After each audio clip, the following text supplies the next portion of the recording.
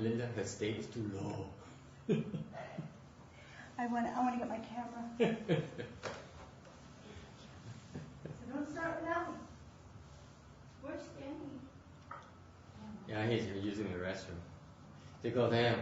Có cái phòng đó. Tuần sau sư cô tới, ok. Buổi trưa đóng cửa vào đó, đóng cửa lại. Trong phòng đó nó có cái chỗ nó, cái máy nó tắt mixer này, nó tắt mấy máy nó ngồi nó không có tiếng động.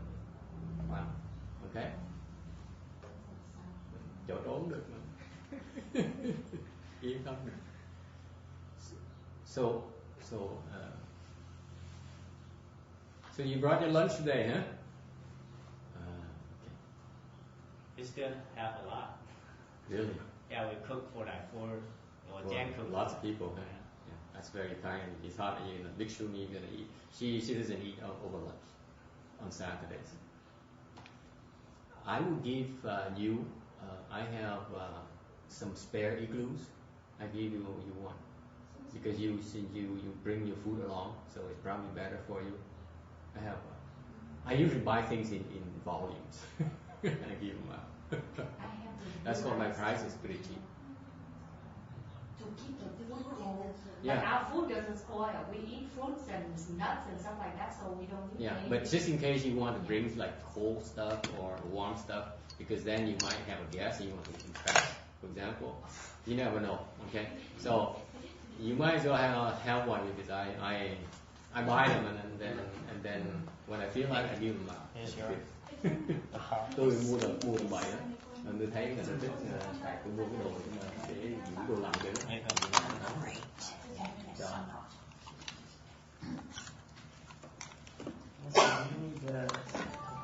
Oh yeah, that helped. Okay. You know how to hook it up? You know how to, huh? You know how to use the mixer? I was thinking. Just power it up.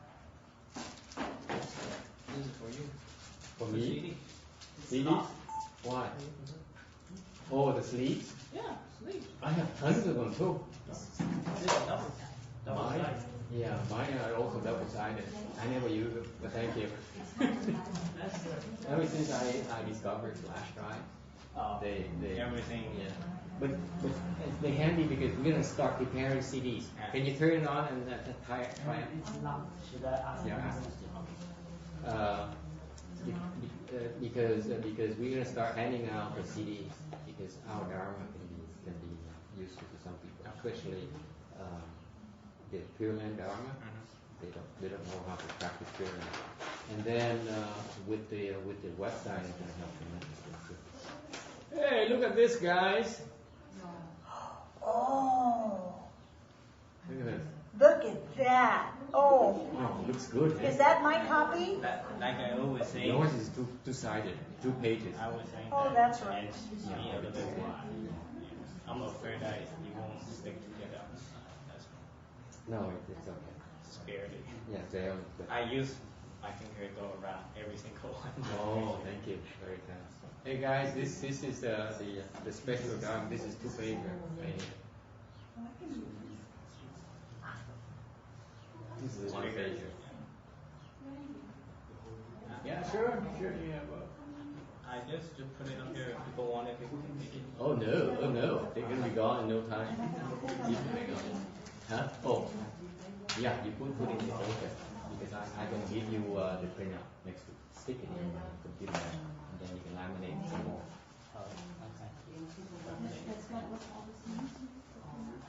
No, just print more. Because that's a secret dharma. I'm not translating. But that's very secret. This is real. Oh, regular. And I'm editing it. Oh yeah, I will cut it. Oh, thank you. Can you send me the Word file? Save me a lot of time. Yeah, I'm re-editing it, so you will Yeah. see all the you will shadow. see what. Yeah, I noticed that. I noticed that it's a shadow. Thank you so much. Because I was like, it's still round. Yeah. But then I didn't think until this morning. I was like, oh, if you put in the word elongate. That's what I figured too. Yeah. Because I have a magnification. Yeah. I'm magnifying. That's what really is. That's my.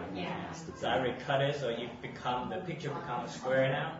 Perfect. You'll fit perfectly inside words. Yeah. give me a one page Word file so that I can print. Okay. Simplify my life. Okay?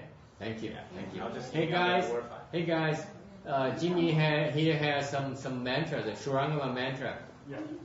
This is like the same as a statue. You have, let's say, a statue of the Buddhas and Bodhisattvas. You should treat this the same as a statue. It's that sacred. It's what, Master? This is the same as you would treat this is the same as you treat a statue of a Buddha. Same as you treat the statue of the Buddha. Yes. Very sacred. Very, very sacred. Ask him to help you set up the mic and the phone to Danny because he knows how to do it. I have a remote control that I don't know who it belongs to. That's mine. That's the Mitsubishi projector. Oh, for that? Yes. Put it on. You know where you put that thing, the projector on the side and some fan pocket. No, on that compartment where you put the projector in the center compartment. Okay, on the side of the podium. All right.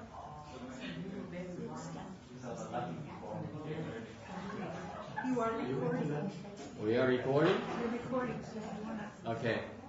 Anyway, so this is very sacred. The mantra itself is sacred, and then the will itself is also sacred. This is a secret school dharma. Cái mà tôi mới phát ra là cái chú Lăng Nghiêm, cái xung quanh có cái hình chữ Phạn đó là cũng là cái pháp mật tông mà tôi chưa truyền. Thành cái này quý dễ sợ. Này giống khác gì cái tượng, mình coi này giống như cái tượng để trong một thờ cúng khác gì. Chữ Phạn, chữ án nhiều xong.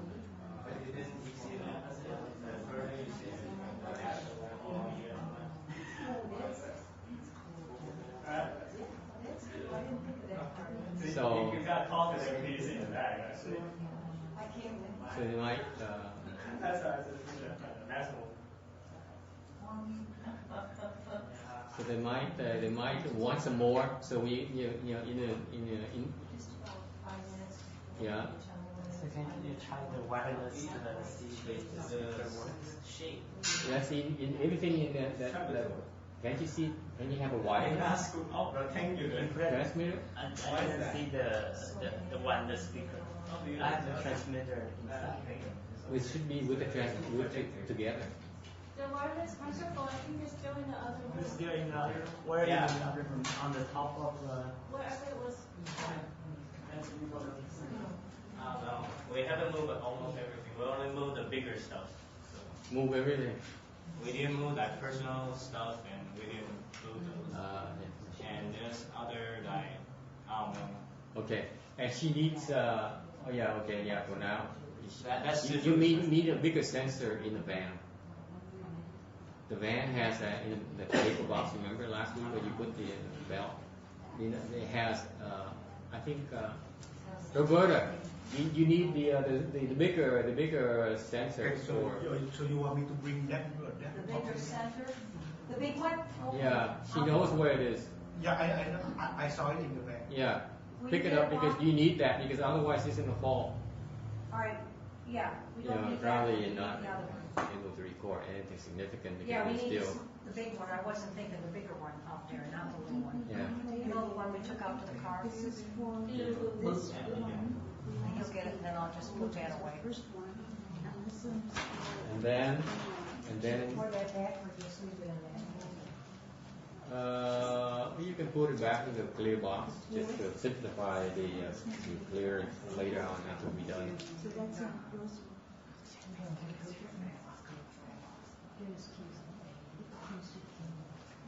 You know where the keys are, right? Yes, finally today. Oh,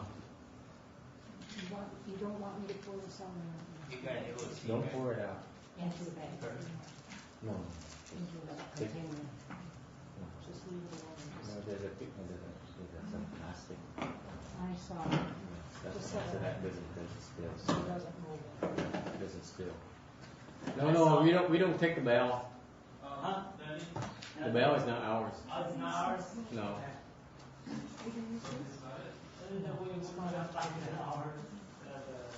Did you find a microphone? No.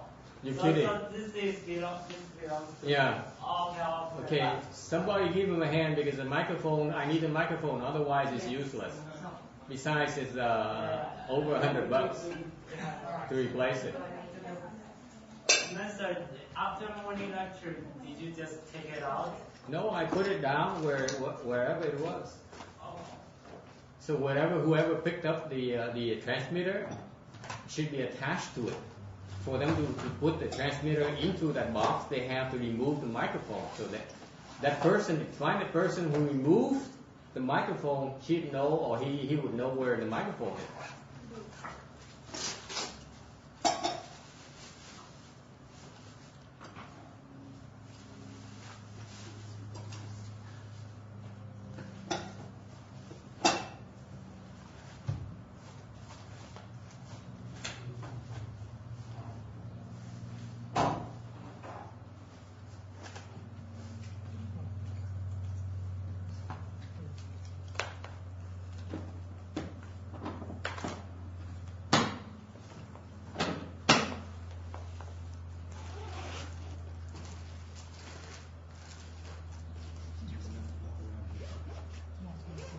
Did you pick up Pastor's microphone?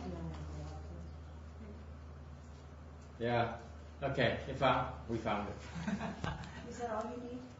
Yeah, that's all I need. And that's the remote. That should go to the computer bag. Right here. Oh, the computer. Okay. Anywhere? In the front. They found You're it. not sure They a found quick drop of thing. Found the bell. Linda found it. We Yeah, found it's in it. there. Yeah. Okay, we found it. Let me try it. Okay. I found it. We found it already over here. Is it on? It's not on. It's not on. Yeah, look at that and say that I want that. Jimmy's, Danny's gonna say. I'm transmitting, but That all is. That is delicious. Is it on? Is this? It's as good as better than the one about. It's transmitting, but there's no sound.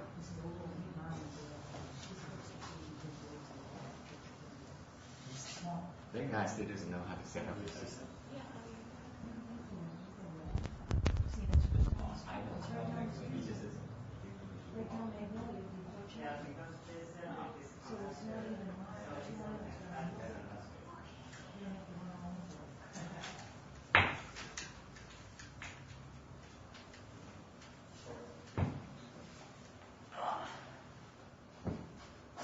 Testing.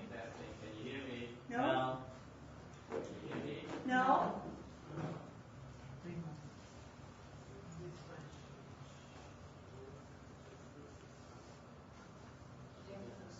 Nice idea, Jim. Thank you. I like it. Oh, we got bags in the car. You're going to bed. It's in the car. Okay, how about now? Can you hear me? No? Oh, you can't hear me? No? Oh, you did?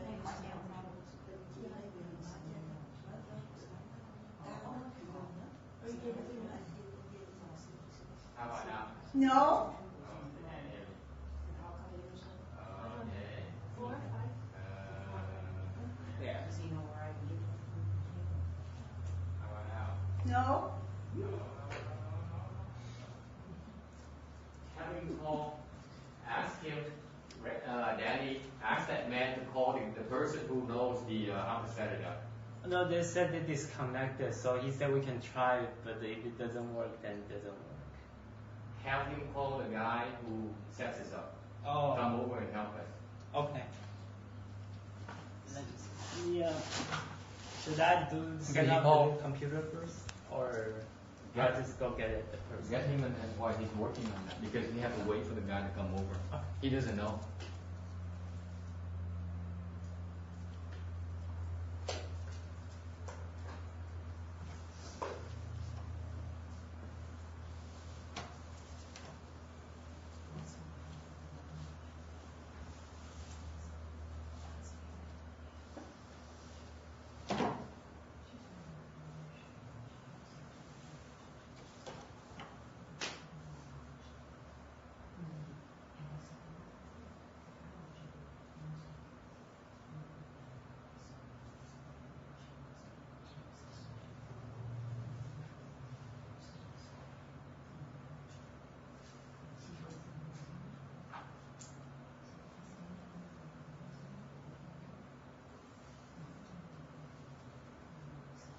We still have 5 more minutes.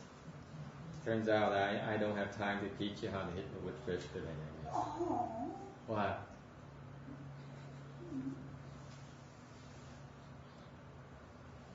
Okay.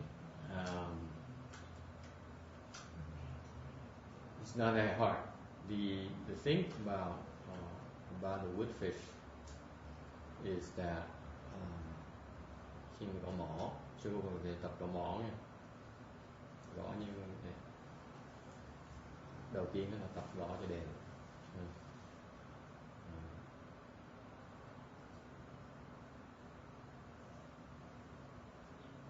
The wood fish, the small wood fish is important because it paces the entire assembly. Cái gõ mỏ quan trọng là tại vì cái đó là cái đại chúng theo cái gõ mỏ. Okay, thành phải cần. That's why you need samadhi power. Okay. So it works both ways. You have it, you can maintain it. If you don't have it, then it forces you to work for it. Okay. Thank you. He said that someone borrowed the cable, so he said maybe next week they'll get it to work again.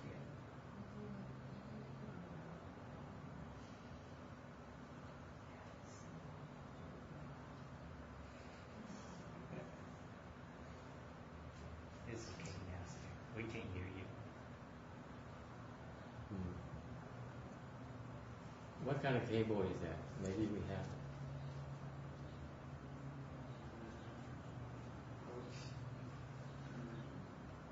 Never mind. That's okay. That's okay. Yeah, such drop it. That's fine. It's not a big deal.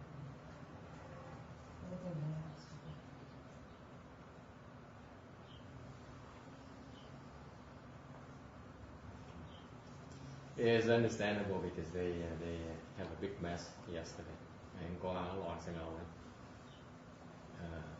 Thành ngày nay nó âm thanh không có. But you can hear me, right? Yes. Okay. So basically it's important for you to realize that even hitting the wood fish is important. Even hitting the wood fish is a form of practice. Okay? Thành ra khi mà hiểu là khi mình cái gõ mỏ là đại chúng là điều khiển đại chúng theo cái nhịp của mỏ, thành cái mỏ nó quan trọng. Thành phải cần cái định lực. Có định lực thì giữ cái nhịp được, không có định lực thì phải cần phát triển định lực để mà giữ cái nhịp. Thành ra nó cái gõ mỏ là một cái phương pháp để mà mình nhận định luôn.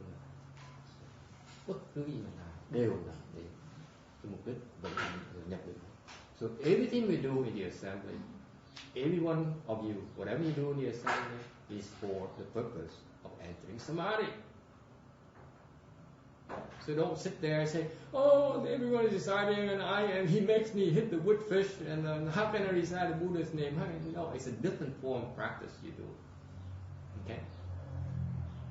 And look, that's happened to me. I didn't like it when I was forced to do those things. So I know exactly what you're going through. Lúc trước mà tôi bị sa di nó bắt tôi làm đủ thứ chuyện, tôi ghét làm cái chuyện đó, bạn cứ bắt làm ngồi, mình thì muốn ngồi xếp bằng. All I wanted to do is cross my legs and leave me alone. Okay? You leave me alone, I can cross my legs and I'm happy. Hồi trước tôi như vậy, tôi mà you're requesting Dharma, okay, then sorry. I think I have one more channel, so.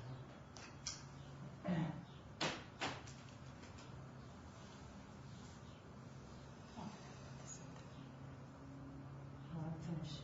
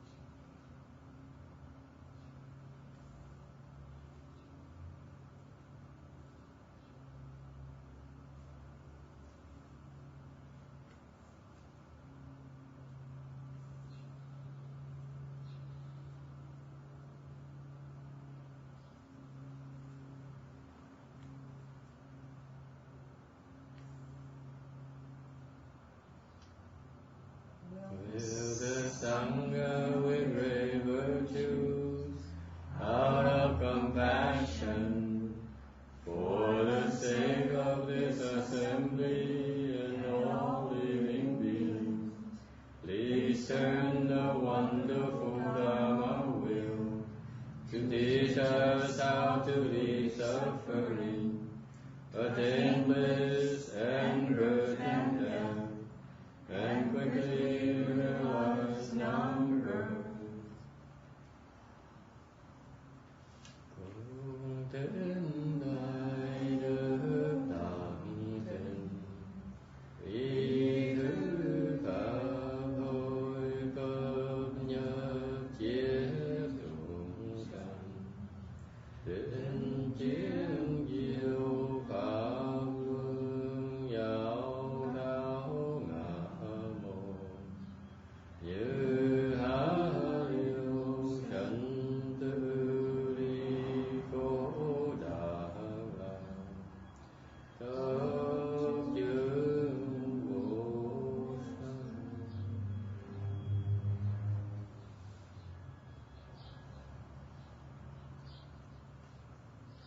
Homage to the blessed, noble, and perfectly enlightened one.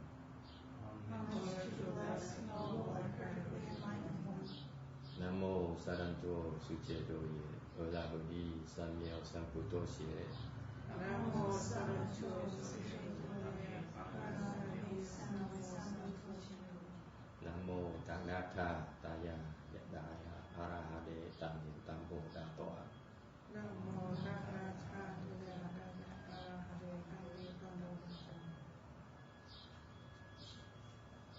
The unsurpassed, deep, profound, subtle, wonderful Dharma in 100,000 million aeons is difficult to encounter. Now that I've come to receive and hold it within my sight and hearing, I vow to fathom the thus come one's true and actual meaning.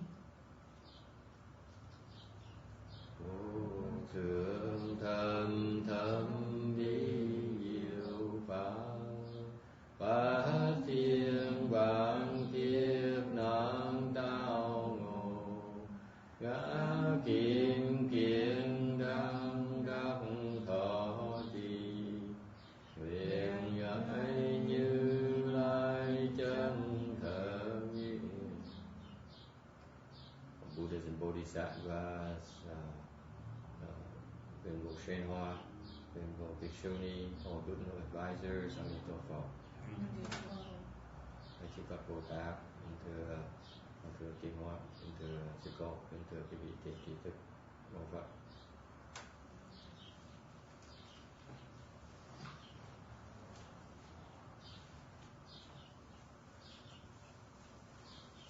Oh, you need to set up your stuff, huh? Sorry. Okay. Shall we wait for you? No. No? Can you hear me though from there? Do you need to be closer? I can move closer.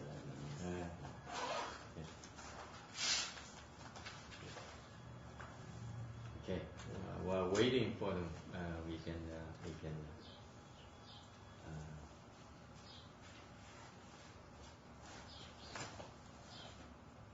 Okay.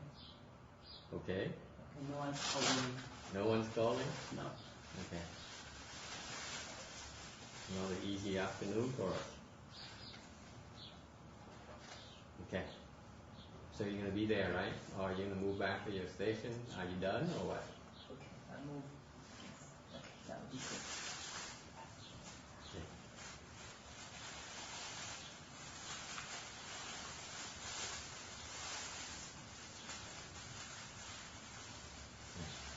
Continuing with the lecture on Medicine Master Sutra, we are on slide number 18. Tiếp tục giảng về cái kinh Dược Sự, cái phần mới bắt đầu đang giảng về cái tên của kinh thôi. So this refers to Vaidurya like Tathagata. Vaidurya is a translucent gem, pure and lustrous inside and out. it symbolizes the ability to understand all medicines. Cái lưu ly là một cái loại bảo nó trong suốt, thanh tịnh và nó sáng, vừa trong vừa ngoài luôn. Cái đó nó biểu tượng thì có thể hiểu được hết tất cả những cái dược. Light, quang, is an inner and outer radiance. And light refers to not only light you can see from the outside, also light inside as well. And it's a manifestation of the undefiled true suchness. Cái quang ấy, cái ánh sáng ấy, là nó sáng vừa trong vừa ngoài đâu, có thể chiếu sáng bên ngoài cũng có thể chiếu sáng được bên trong. Cái quan trọng thì từ ánh sáng có thể chiếu được bên ngoài thôi, còn cái này là cái sáng này vừa chiếu vừa bên ngoài, chiếu được bên trong này. Cái quang của Phật đặc biệt là nó biểu hiện được cái ly cấu chân như chữ Hán mấy cái gì hiểu nha, you understand, có hiểu mấy chữ Hán không? Ly cấu, ly cái nhơ bẩn. Okay, because basically it symbolizes the manifestation of undefiled true suchness, because you cannot radiate light unless you are free of defilements. Không thể nào phát quang được. Cái loại quang này không thể có được nếu như mà vẫn còn cái dơ bẩn trong quang này, quang hoàn toàn trừ, hoàn toàn sạch. So this is pure purity, utmost purity. The light that comes from utmost, ultimate purity. Okay? Tathagata. So thus come one. Tathagata is Sanskrit for thus come one, which means Như Lai. Thus is symbolizes the unchanging principles. All principles are thus, and come symbolizes a manifestation of the principles, or here the manifestation in form of medicine master Buddha. Cái Như Lai, cái chữ Như là những cái nó biểu tượng cho những cái pháp lý mà không có biến đổi, và nó chữ Như. Còn Lai là nó biểu hiện cho một cái hiện tướng của những cái chân lý. Thì một cái biểu hiện của những cái chân lý đó nó biểu hiện ra bằng cái sự có mặt của dược sư. Okay, any questions?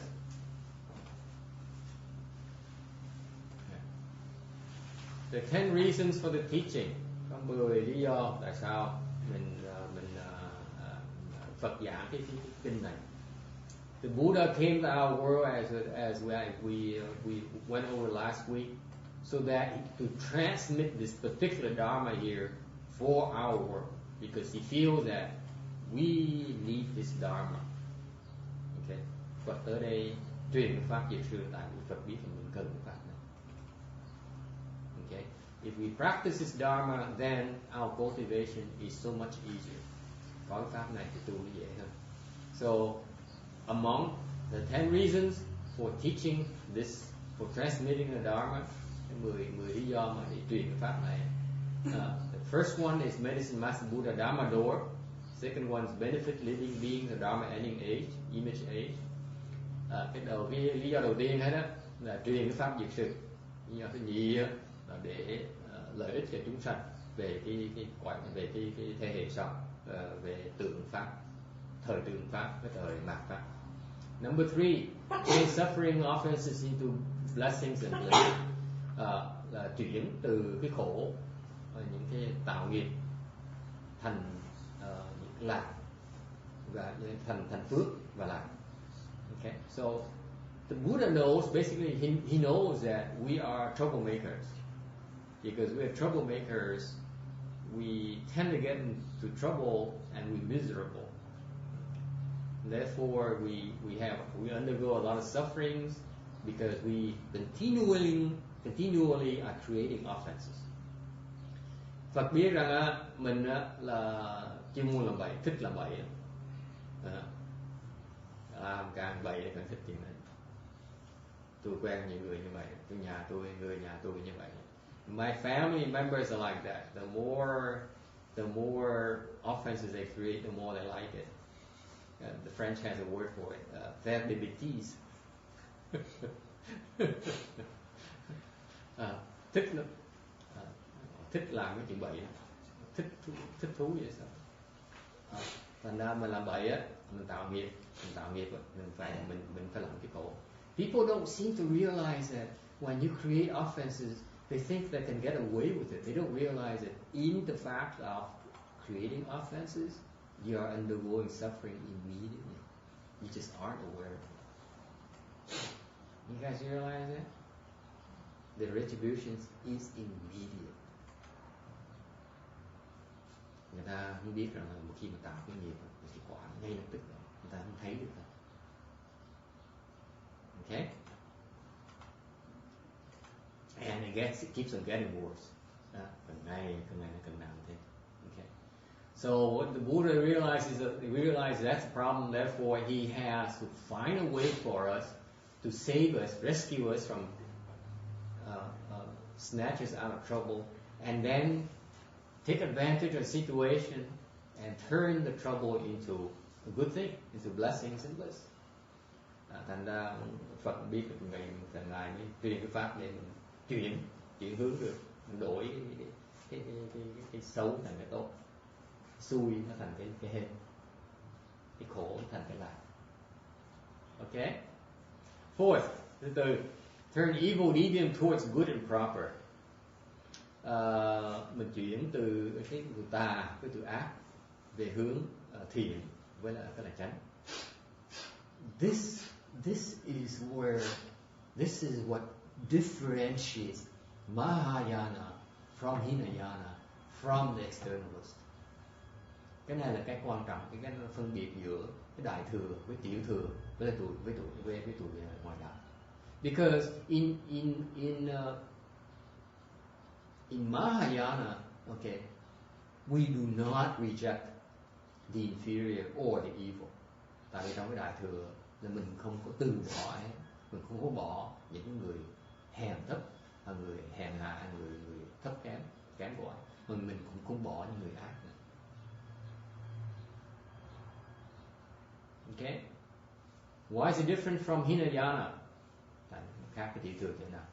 Because Hinayana, if you cultivate Hinayana Dharma, you open transcendental wisdom.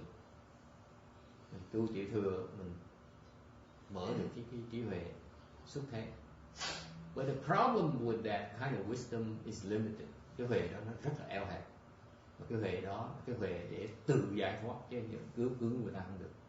The wisdom that Hinayana, the Arhat, develop is wisdom to help save themselves. They are of no use to others. They can't help others. Những người A-la-hán là tự giải thoát được thôi, họ không giúp ai được hết. Because they don't know.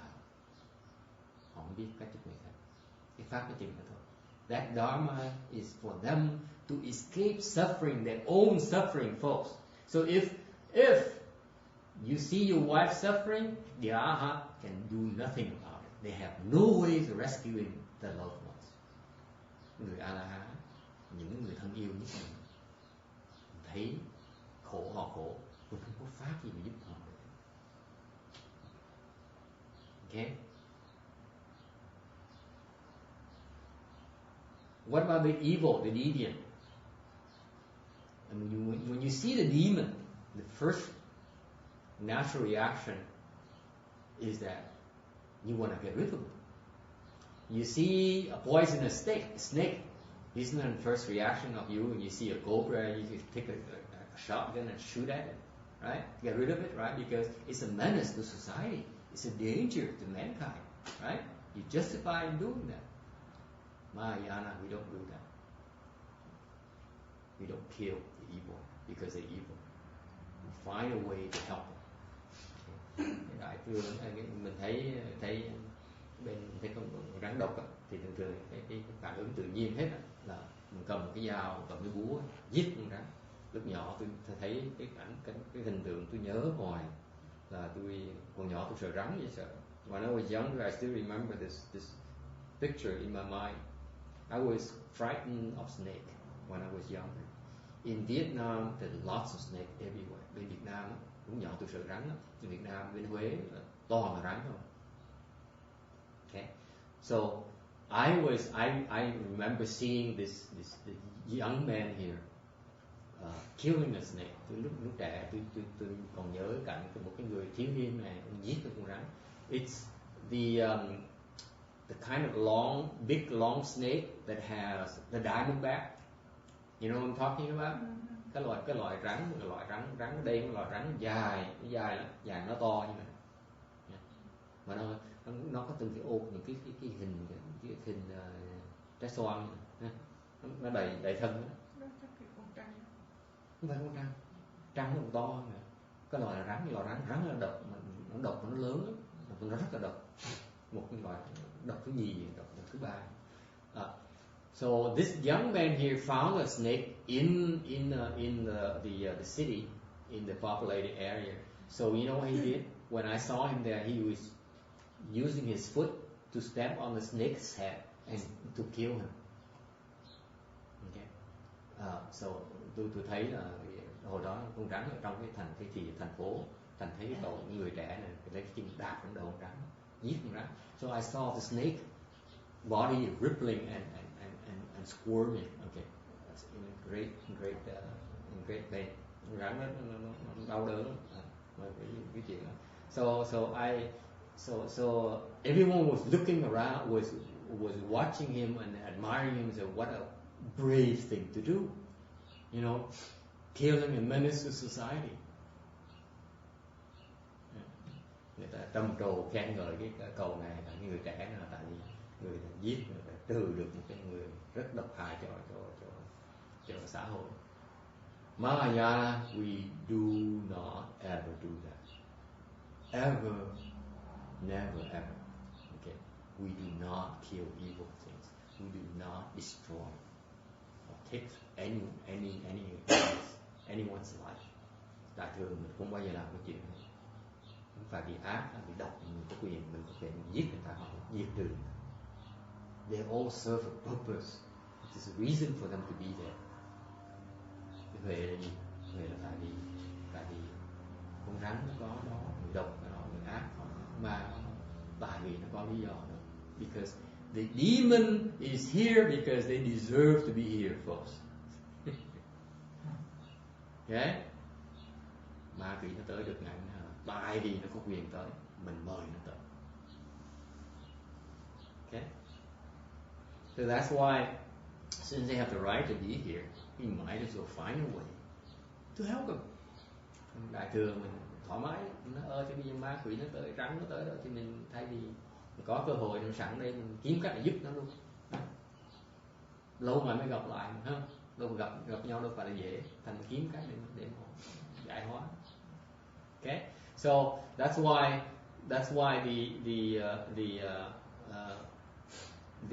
the 4 and 5 is important because cái phần thứ tư thứ năm quan trọng, tại vì the 4 says evil, deviant, and you transform people from evil to good, deviant into proper, and then you transform, you change the small into the great, temporary, the provisional into the truth, into the ultimate. Thì bên cái phần thứ 5 là mình chuyển từ tiểu thừa cho tới đại thừa. Tại cái tiểu thừa là một cái pháp phương tiện thôi, không phải là pháp rốt ráo. Okay. Number 6, start causal position to get Buddha fruition. Cái số 6 là mình bắt đầu hành trình đạp đường để đi con đường Bồ Tát đạo để tới Phật, để tới quả Phật. We have to get started, okay, and we are planting the causes for This Dharma door helps you plan the causes to obtain Buddhahood. Cái pháp diệt sư là cái pháp để trồng cái nhân, để thực hiện thành tựu những cái vị Bồ Tát để đạt tới quả Phật. Number 7, sever 3 obstructions, seeds and habit energies. Okay.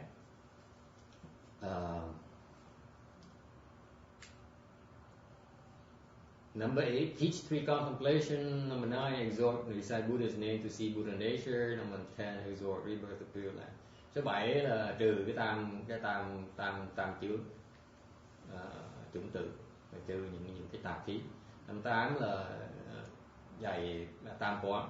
Number 9 là khuyên niệm Phật để kiến tánh. Cái 10 là vãng sanh. Let me elaborate a little bit more. Okay. Giảng thêm tí về cái lý do của người. Number 1 is Akshobhya Buddha, the Dharma door. The Dharma door, this Dharma door here is Medicine Master Buddha's. Okay. Là cái pháp môn là pháp của dược sư, là cái thể đó, nó thể hiện bằng những cái tướng. His substance, the substance of his Buddha here manifests as marks in the forms of name, vows, practice, merit and virtues. Cái tướng của Phật mà chư Phật hiện ra những cái tướng qua những cái danh từ, danh hiệu, qua những cái nguyện, qua những cái hạnh và qua những cái công đức của Phật. So in other words, this Buddha here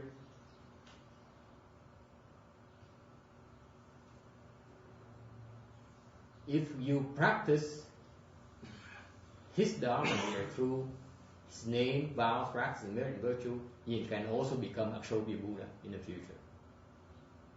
Okay? Cái pháp và Phật A Xúc Bệ này, cái pháp diệt sư này là cái pháp là để mà tu. Theo những cái phương pháp này là Phật nói là cái pháp này là tao đã tu những cái phương pháp này để thành Phật. Để tu pháp này sẽ thành diệt sư Phật. Okay? So those are the marks. Okay. Yeah. When you say you become a Shobhi Buddha, does that mean you become one with the Buddha, or it's like you're just another Buddha with the same name? Câu hỏi là nếu mình thành A Xúc Bệ Phật thì mình thành một Phật khác là cùng với Phật luôn. When you become a Buddha, you have 3 bodies. Khi mình thành Phật có được 3 thân. The one is Dharma body, which is the same as all the Buddhas. Cái pháp thân thì nó là cùng một pháp thân tất cả những vị Phật khác. Okay, so become one and the same. That's the first answer. Vì vậy, cái pháp thân khi thành Phật rồi, cái pháp thân của Phật là giống như những Phật khác. Thành ra cái câu trả lời là mình thành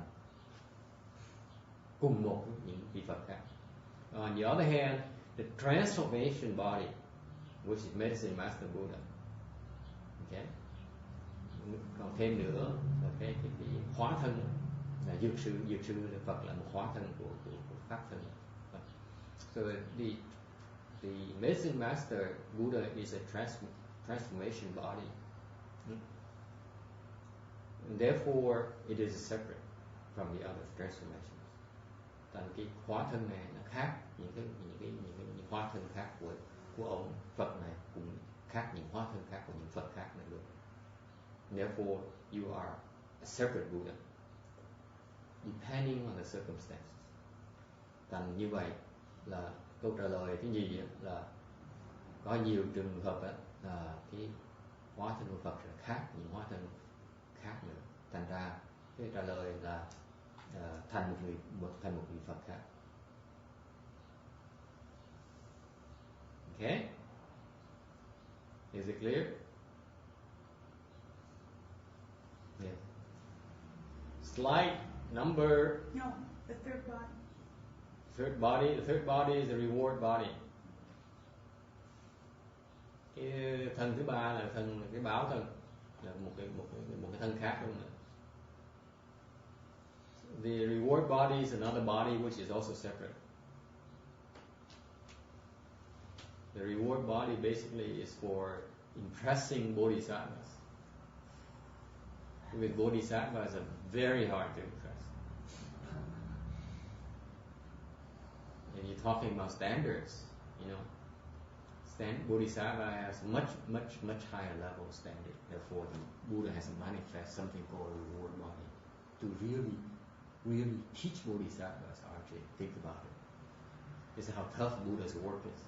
They have idiots like us, okay, then they manifest as a simple transformation body. But when you become a Buddha, Archie, then they have to change tactics and manifest a much better body to teach them. Isn't that fascinating? Mm-hmm. Buddhas are pretty smart. You see, for us human beings, we don't need reward body. You need a regular transformation body. It's fine. That works just fine. But Bodhisattva is a different story. Okay?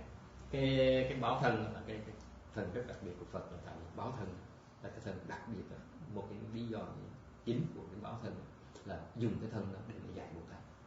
Tại vì Bồ Tát khó dạy lắm.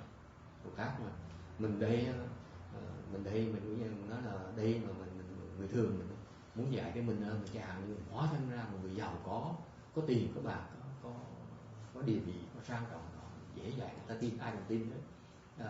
Dạy mở cái chùa Thực Bự nè, tự động tới nó tin cũng cần nhé, không?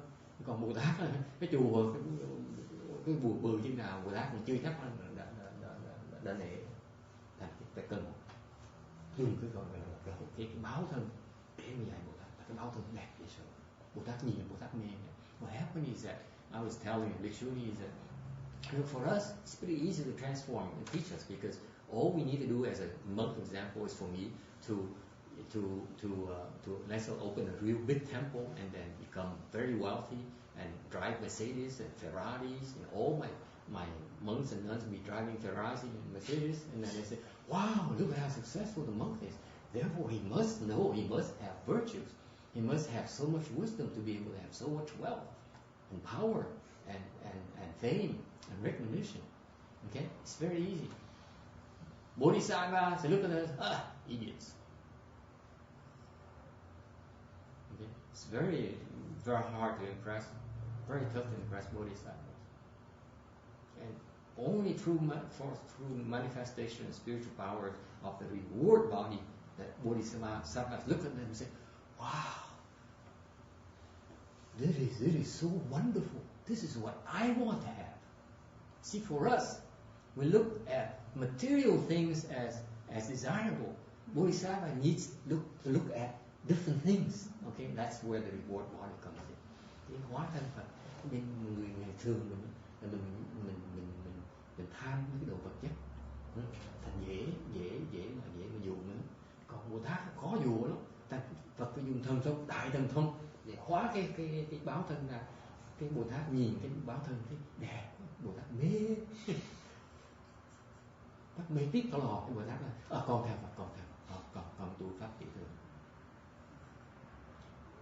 So, in other words, bodhisattvas also have their own attachment styles. And Buddhas knows it all.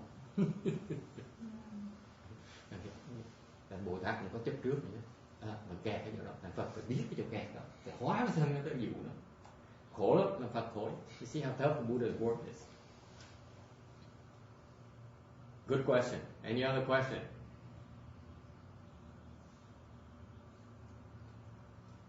Number 2, benefit living beings. Cái phần thứ nhì là lợi ích cho chúng sanh. Benefit living beings of Dharma image and Dharma ending age. Lợi cho chúng sanh của thời Pháp Tường và thời mạt Pháp. What is a Dharma image age? What is a Dharma ending age? Cái mặt Pháp Tường với là mạt Pháp là cái gì?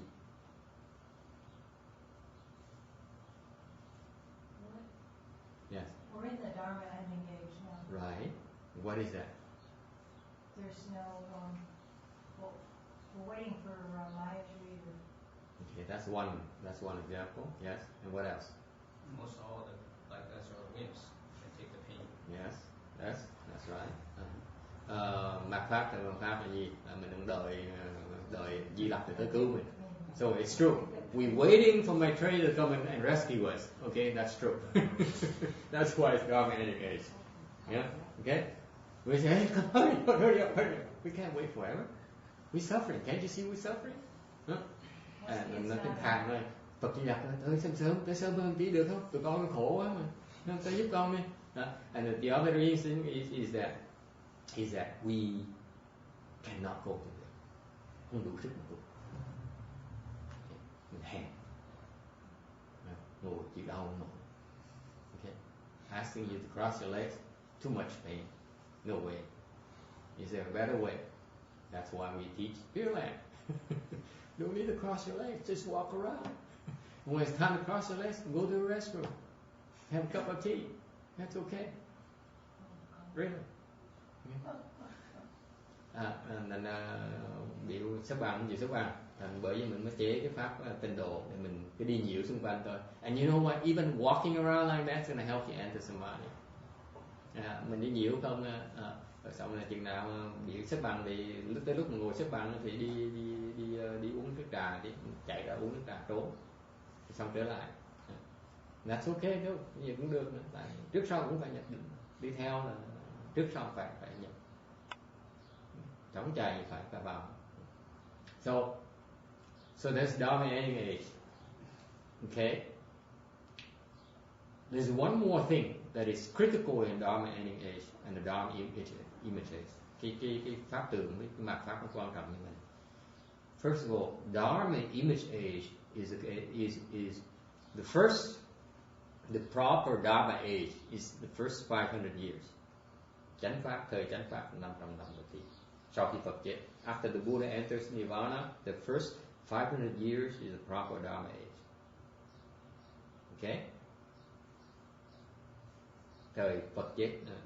Okay. So, it's called proper because people were very strong in samadhi. Cái chánh pháp là tại thời đó là rất là thịnh tu thiền định. Alright? People were cultivating samadhi and there are a lot of accomplishments. People who were cultivated accomplished. Từ đó những cái người tu thời đó, thời chánh pháp thành công rất là lớn. Phần lớn đều thành công. Okay? The extremely high percentage of successful stories. They cultivate, they become arhats and higher. Những người tu thời đó là thành đắc quả A-la-hán trở lên. That's why it's called proper Dharma age because it's very strong in samadhi. Rất thịnh về cái định lực. Now you understand why all cultivation has to stress samadhi. Bởi vì phải hiểu rằng những các phương pháp tu đều phải chú trọng phát triển cái thiền định, cái định lực như vậy. Okay? Because without samadhi power, you cannot break through. Tại vì không có định lực, không phá được cái kẹt. See that? So this is another tip for you to recognize a good knowing advisor. Good knowing advisors will teach about samadhi, help you develop samadhi. Okay? It's not words. Samadhi is yours, no one else's. Okay? Thành người tiền tri thức là người có thể dạy mình định lực, dạy mình cái phương pháp tu định lực. Okay? Định lực là cái của mình, không phải của tiền tri thức. Okay? Okay? So that's, you recognize that, the proper Dharma. It's not the principles. Okay? All those are important, but ultimately you cannot penetrate principles, cannot understand Mahayana unless you have sufficient samadhi power. Tại vì cái định lực nó quan trọng, tại vì nếu định lực không có đủ thì không thể nào hiểu được cái đại thừa. Cách là hiểu được và cần định lực. Okay? Then the next 500 years is the Dharma image age. 500 năm tiếp là cái thời tự pháp. the characteristic of the Dharma image age is that people cultivate blessings. They love to cultivate blessings. Cái tượng pháp là gì? Cái thời đó, cái thời kỳ mà chúng sanh thích tu phước. Đầu tiên hết là thích tu định. Nay cái phần thứ nhì là tu phước. So the first period, people love to cultivate samadhi. The second period, Dharma image age, people love to cultivate blessings. So they cultivate blessings by building temples, by making offerings, strip of jewel, by printing sutras and so on. Thì họ tu phước nào một cách là xây chùa, cúng cho chùa, cúng cho tăng, thiết trai, in kinh, cái đó tu tạo những cái phước. Okay? So you see, and then the third one is Dharma ending age. Its characteristics is that people don't cultivate. Cái mạt pháp là cái thời kỳ mà không ai tu nữa. So then do not be distraught that we have a small assembly, because if you have a proper Dharma, ain't going to be a lot of people interested. They're looking for quick fixes. Tôi nói nó, tôi cầu là còn than xong rồi mình sẽ ít người này. Tôi nói cái thời mạt pháp này, nếu mà có nếu mà có chính pháp thì không ai muốn tu đâu. Đừng tưởng có nhiều người tới tu đâu. Okay? But one is enough. Okay? Because as long as one person cultivates the proper Dharma, then it is the proper Dharma.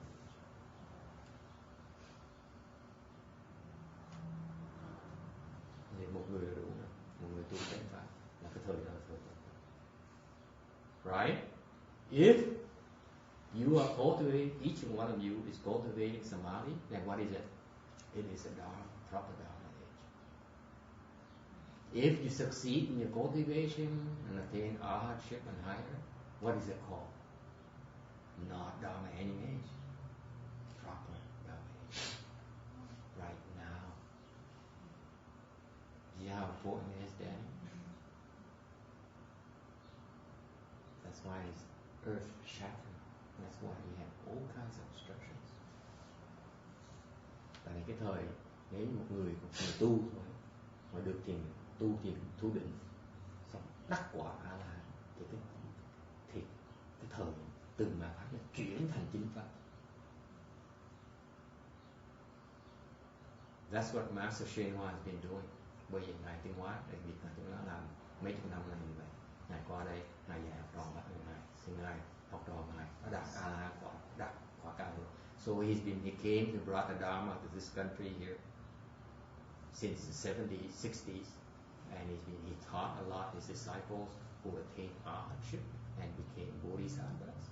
So all this time here in this country, we have the proper Dharma, not a Dharma ending age. See how important it is. Tại vì ngài Tiên Hóa từ 1900 cuối 1960 đến bây giờ ngài đem cái đại pháp đại thừa này truyền lại cho đệ tử, thì đệ tử ngài đạt được A La Hán quả, đạt thành Bồ Tát. Thành ra từ 1960 đến bây giờ cái chỗ này cái chỗ của chính pháp.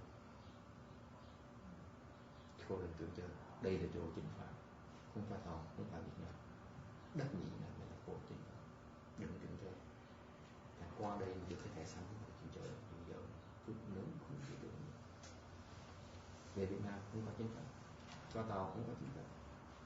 That's why I was telling her, for her to obtain a green card and stay here in this proper Dharma land requires a lot of blessings. Because you go back to Vietnam, no proper Dharma. You go back to Taiwan, Chile, no proper Dharma. It's only here. Okay? So, do not sell yourself short. What you are doing is you are restoring the proper Dharma to this country. What you are doing is so important. Okay? So đừng coi thường, từ coi thường. Tại vì cái chuyện mình làm là chuyện mình đang hưng mình lại cái đại pháp, hưng tình lại cái chánh pháp. We are prolonging Mahayana, you're prolonging the the existence of the proper Dharma, extending the proper Dharma age.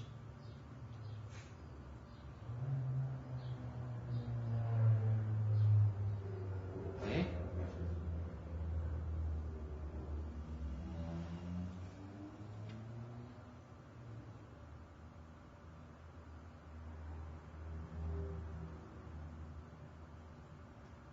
So how do they benefit living beings and Dharma images in any age? Làm sao mà lợi ích cho chúng sanh vào hai cái thời kỳ sau này? Because seeing this Buddha and hearing his name create liberation seeds. The simple act of hearing his name or seeing his images creates seeds for you to escape suffering. Tại vì về cái chuyện mà mình chỉ nhìn được những cái hình tượng của ngài, không nghe cái danh hiệu của ngài không, là tạo những cái chủng tử để được giải thoát. Kiến văn tạo chủng tử. And in particular, give rise to practice and obtain certification. Okay, now you have the seeds. Then you need conditions to allow you to practice and then obtain certification and obtain results. Okay? So basically, the first part is hearing, seeing, create the seeds, and then you create further. You take a step further and create conditions for the seeds to sprout and then blossom and grow, and then become mature. Okay? Thì phần đầu tiên là mình tạo những chủng tử. Sau chủng tử rồi mình phải cần tiếp tục mình tạo những cái nhân duyên, những cái yếu tố để mình bắt đầu thực hành. Mà nếu mà được thực hành thì tự động mình từ từ đạt được chứng, khởi hành đạt chứng. Okay? Any questions on number 2? Slide number 22. Number 3, transform into bliss. Đổi cái khổ, cái tạo nghiệp thành phước và lạc. Because people are not aware of the fact that by creating offenses, we will fall into the three evil paths. Tạo nghiệp sẽ rơi vào cái tam ác độ. The three evil paths is no day at the beach. There's a lot of suffering. Vào cái tam đồ đó khổ, không phải tưởng sướng đâu. But people don't realize it. Okay. And what happened is that this Dharma here can get rid of all these causes of suffering. Cái pháp có thể diệt trừ những cái nhân cho những cái nhân, những cái chủng tử của cái khổ. And in particular, you also receive human and heavenly blessings and bliss. This is a part where Medicine Master Buddha is a little bit of a salesman. He says, "I know you guys don't believe that you're heading towards the three evil paths. What about heading towards the good stuff, the human realm and the heavenly realms?" And then our ears perk up. Phật cái này cái khéo léo của Phật.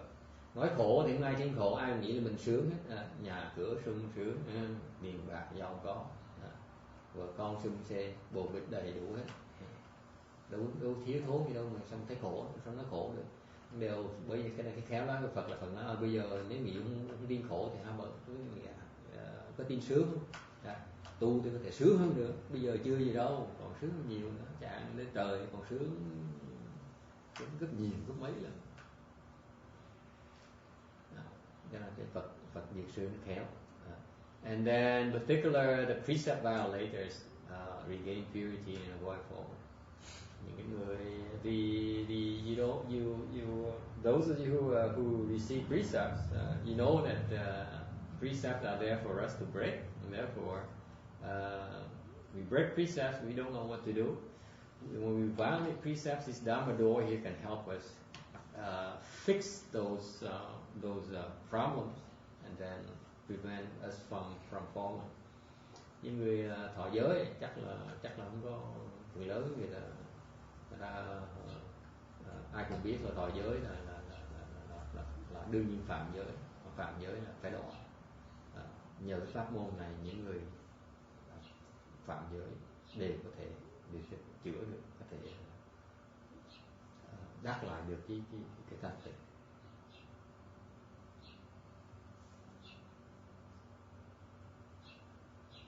Yeah. How do you know when you regain the purity?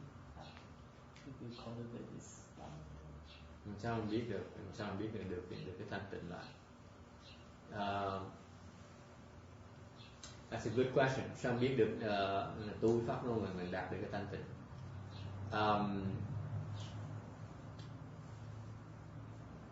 There's many different manifestations. Có nhiều cái hiện tượng khác nhau. It depends on the different types of conditions. Okay. For example, you have some, you can see things. Okay. Chẳng hạn như là có những hiện tượng khác nhau.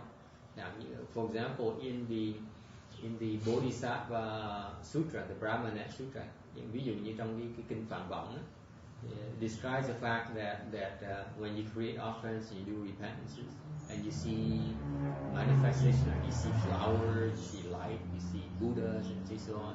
Okay, those are manifestations that your karmic obstructions have been eradicated, your offenses have been eradicated.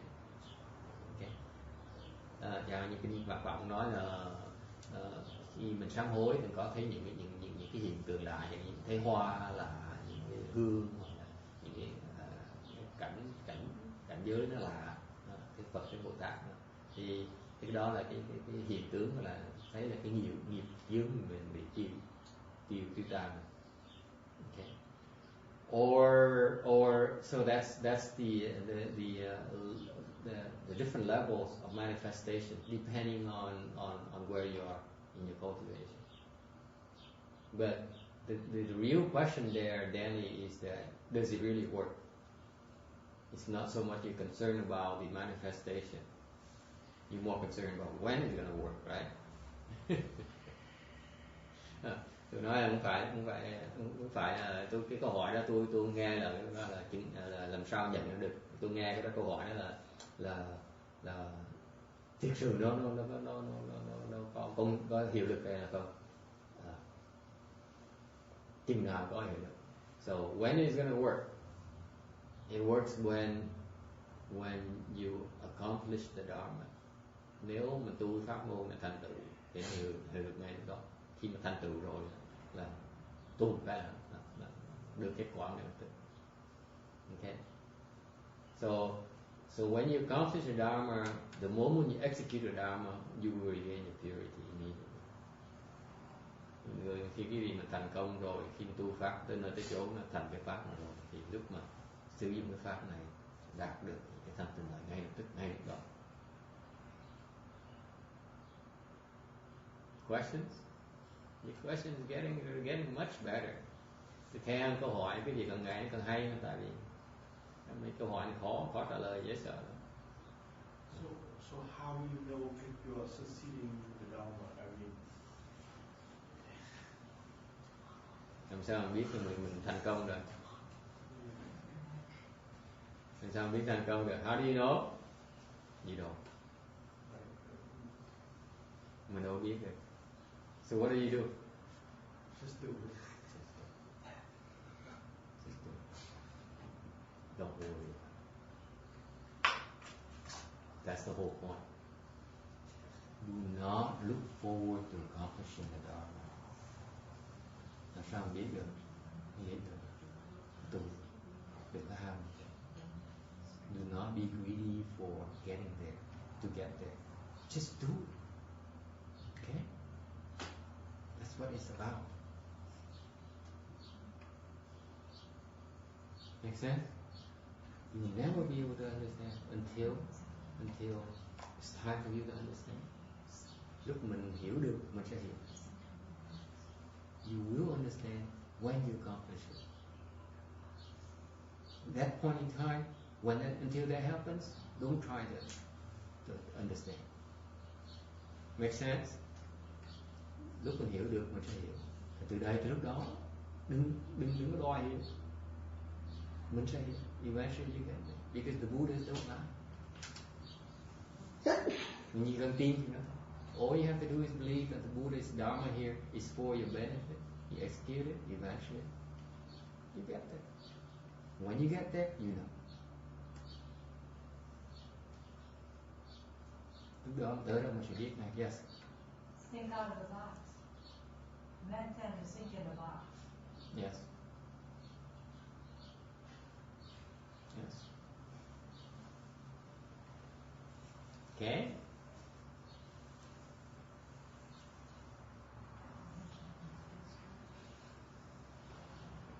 Any other questions? Các bạn gì không? Yes. Why does it hurt more to sit in the afternoon than in the morning?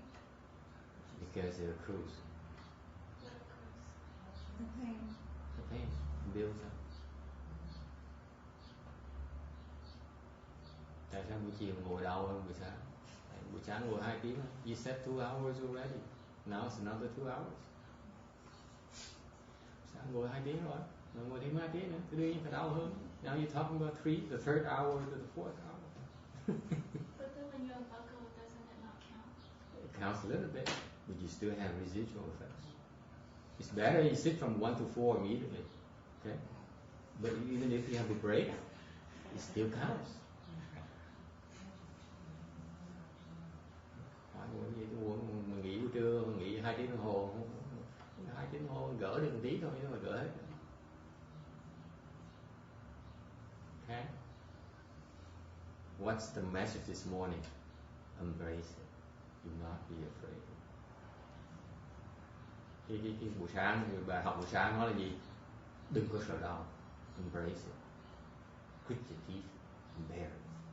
Do not unbuckle. Do not shift. Do not do anything. Sit there, sit there, sit there and take it. Okay? If you do that, then you understand my Dharma. You're not doing that, you don't understand my Dharma.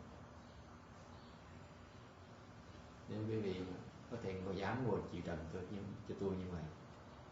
Quý vị mới bắt đầu hiểu được cái pháp thôi. Nếu không dám ngồi, những cách này hiểu được. You don't dare do that. Okay. Even if you do sit there and take it, you only beginning. You only getting a glimpse of my Dharma. But you have a chance. Because you're just at the threshold. Okay? This is what makes cultivation so interesting. Get there and you see what I mean. And you cross the threshold and then you see what I mean. I can't describe it to you. I can't give it to you. You have to cross the threshold. It takes efforts. Tôi nói là nếu dám ngồi để chịu trần thì mới chỉ bắt đầu có thể thoáng nhìn cái pháp được thôi. Giống như một cửa, mới tới cái ngưỡng cửa thôi. Đó. Mới tới ngưỡng cửa thôi, rồi bước qua cái ngưỡng cửa đó để biết bên kia coi gì. Qua đó mới thấy được. Nhưng cách nào tôi nói được? It's this, why is it? Because it's beyond words. Bất lập văn tự. Dám nhìn được. You have to be there. Tới. Okay. And the only thing that stops you from getting there, you're not willing to do it. It's not that I'm not willing to do it. I'm not willing to teach you. I'm not willing to help you. You're not willing to follow me.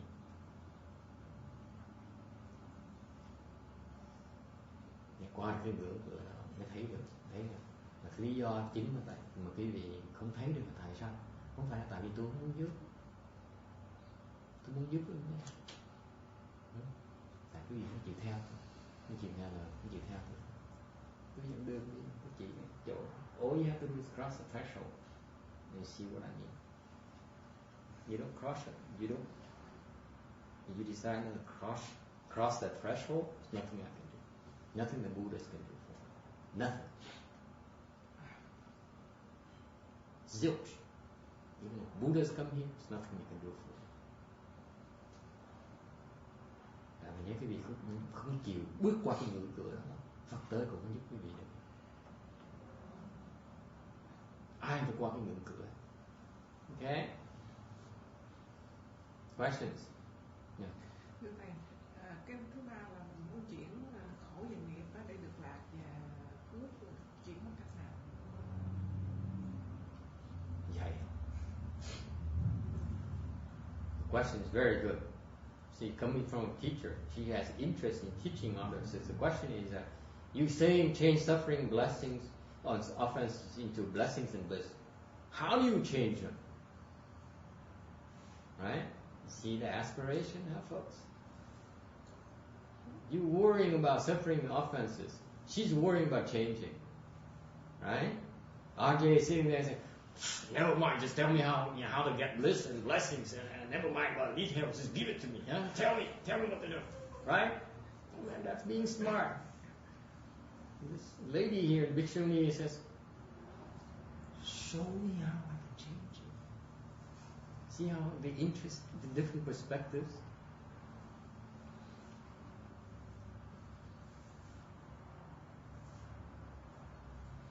How do you do that? So many. Có nhiều pháp môn quá. Nói kể không hết được. I can. When you ask me the question, there isn't enough time to explain it to you. Không có đủ thời giờ nhà cái gì. Okay, I give you an example. Can I give you an example? Would you like to hear an example? Yeah, có nhiều thời giờ, không đủ thời giờ thì làm gì? Bây giờ mình cho ví dụ được không? Một ví dụ thôi. Okay, to show you what happened. For example, I have a disciple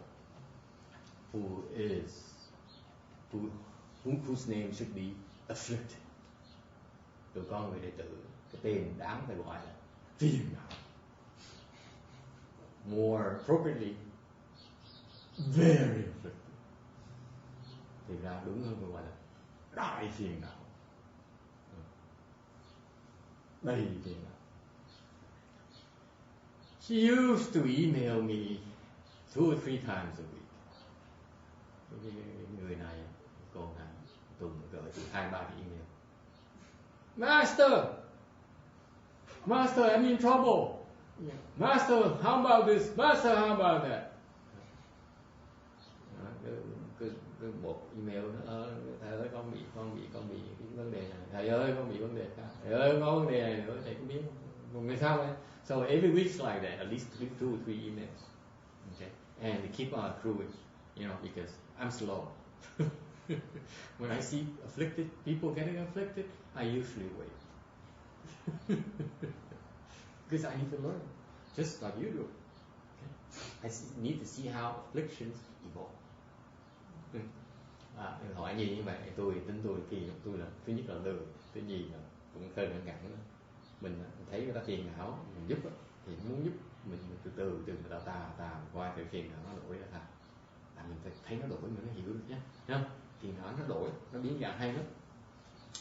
So they kept on accruing, and so every week is like 2 or 3 answers. Sometimes I get behind, sometimes I clear out the table, and then next week same thing. 3 more emails, and another 3 more affliction. Then the following week 3 more affliction. Maybe sometimes 4 or 5. Okay, and it all seems to be life threatening. Mình lúc mình chậm để được, mình chậm mình trễ một tuần, hoặc là tuần sau mình gạt hết tất cả thì cái email nó vẫn tiếp tục nó gửi tới. Những cái 3 cái, những cái 4 cái, những cái 5 cái.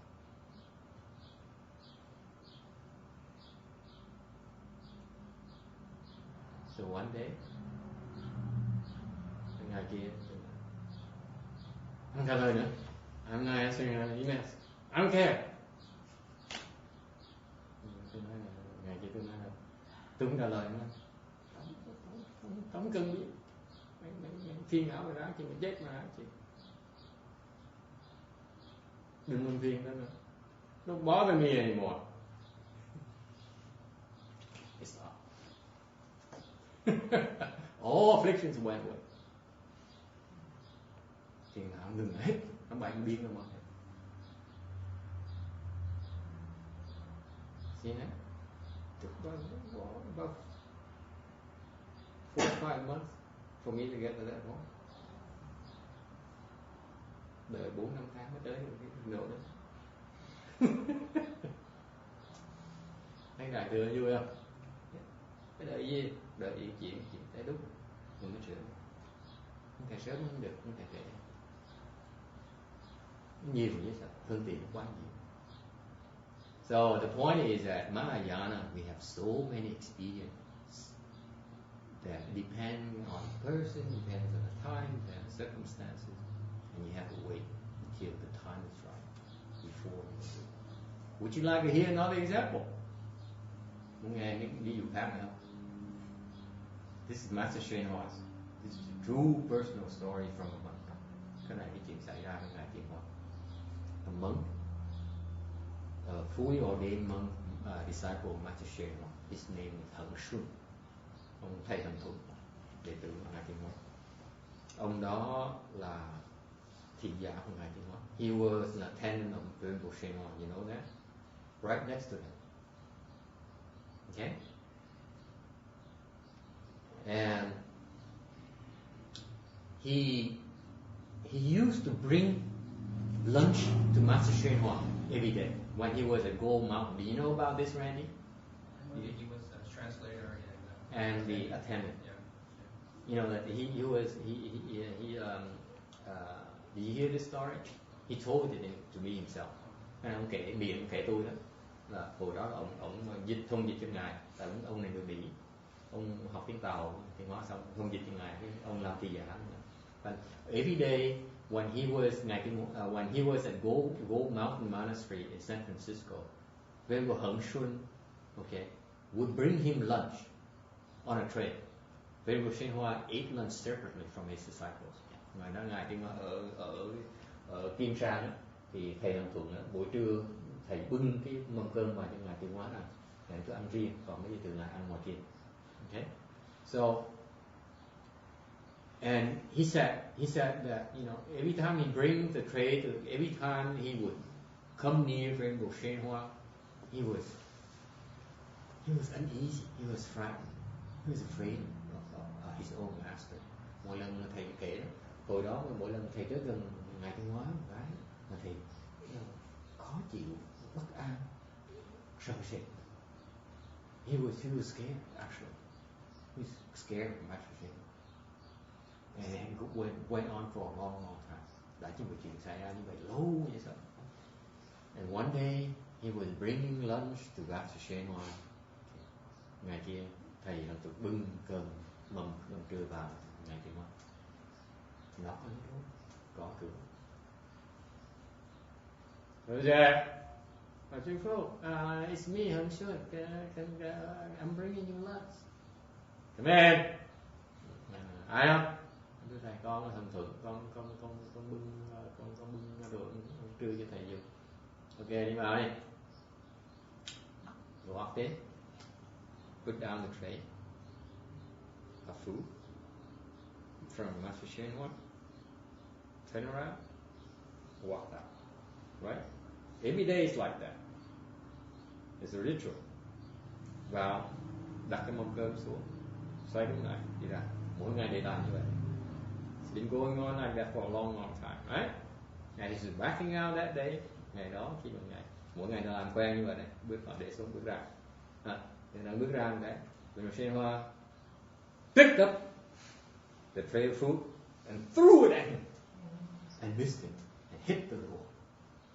Ngày hôm cầm cái mâm cơm quăng về phía cái ông thầy Hận Thuận, quăng trúng cái cửa,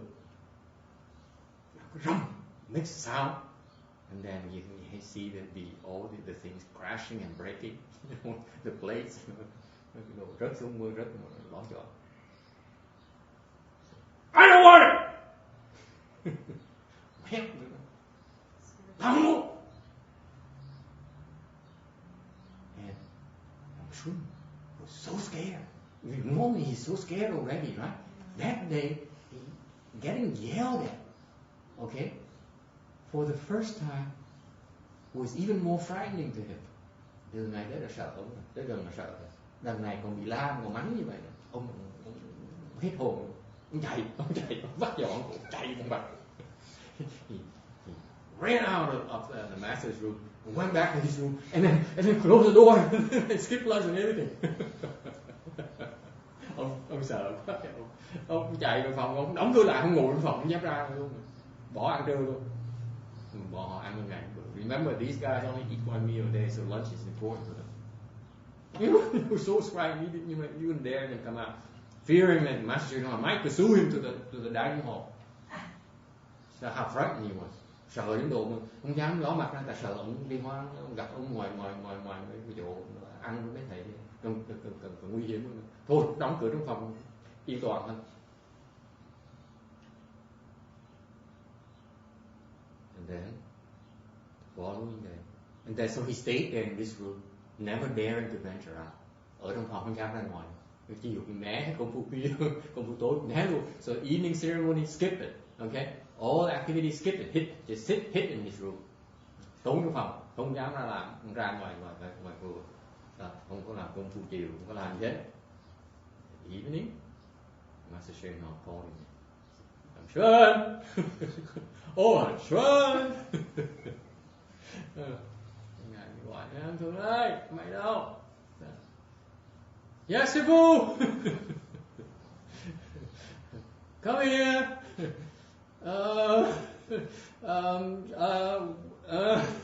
Yes. Okay, tới này, tao muốn nói chuyện. Dạ, thầy đợi con đi. Just a minute, sư phụ. And he just and finally he mustered enough courage to go to Master Shen Hospital. Sau mới gom hết bớt bao nhiêu cái can đảm tới phòng này, gõ cửa đi vào. Enter his room. And found a monk who was all smiling, all sweet, all tender. Mình gặp thầy tiếng Hoa buổi sáng. In the morning, he still had this image of Mr. Sri Hoa, which is this so frightening face, right? Facial expression, a very angry expression. In the afternoon, evening, just the opposite. All smiling, all sweet, all tender. Buổi sáng thì cao có, buổi chiều thì hòa hoãn, rất là dịu dàng, rất ân ái, rất là từ bi. Don't get closer. Tới gần hơn đi, đừng có sợ. Don't. How are you? No, I'm fine. About evening ceremony, sao con sao? Con khỏe, con không có gì hết. Cái chuyện này con cái buổi công phu chiều thầy mà con không tới là tại it's okay, đừng có lo, không sao hết. Con biết tại sao buổi sáng thầy giận dữ như vậy không? So would you like to know why I was angry with you this morning? I repent, sư phụ. I was wrong, and I deserve it, and please forgive me. Ông này quỳ xuống, năn nỉ nói thầy thương như con, thầy tha thứ với con lỗi lầm, thầy tha thứ với con xin sám hối, có cái gì con làm sai, thầy tha thứ với con. Whatever I did wrong, Master, please forgive me. He said, no, don't worry. You know what happened? What happened is that all this time, a ghost possesses you. It rides on your back. Nói gì xảy ra trước giờ con quỷ nó nhập mình. Rồi mỗi lần nó tới gần tao, ánh sáng tao làm cho nó sợ. So every time that you came, you drew near me, my light frightens this ghost. That's what makes you so timid and scared of me. Vì vậy, mình nhút nhát, nó sợ thầy như vậy. Tại con quỷ nó sợ, chứ không phải mày sợ. That's the ghost who's scared of me, not you. but he affects you. Okay, it makes you scared of it. Okay. So I've been waiting for this ghost here all this time. Today is the right time for me. When I threw that tray of food for lunch, missing my lunch for the day, I chased the ghost away.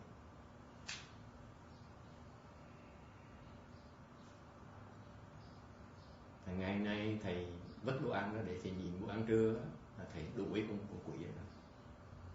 So that's what happened. So I'm sure said, wait a minute, you know that's right. I am no longer I'm afraid of you the way I used to be.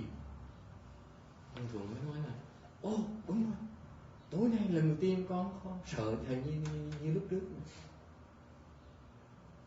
You see?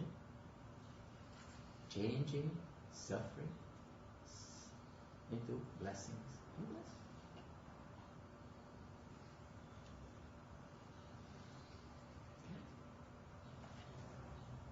One lunch meal. That's the Dharma. Cái khá mình chuyển khổ thành đạt là một bữa ăn đó. See? Too many to go through. I don't understand why he waited for that long, and then why he chose to throw the lunch instead of doing other things. The fear is, I don't know, I wasn't there. Hỏi làm sao tôi biết, làm sao mà như phải đợi lâu như vậy. Tôi nói trả lời tôi là tôi làm sao tôi biết được. Cái này you asked me to justify a sage's, to rationalize a sage's action. I can't do it. Okay. Tôi nói là hỏi tôi làm sao mà diễn tả, mô tả được, giải nghĩa được những cái hành động của một người thánh nhân. Ông thánh mà thầy, sao tôi hiểu ông thầy được. If I understood him, I should call him my disciple. Right? There's no way for me to comprehend his state. Nếu như tôi hiểu những cái hành động ông thì ông gọi ông làm trò cho tôi, gọi ông là thầy được. So, but I can tell you that my interpretation is that the ghost finally was decided that he doesn't want to be near this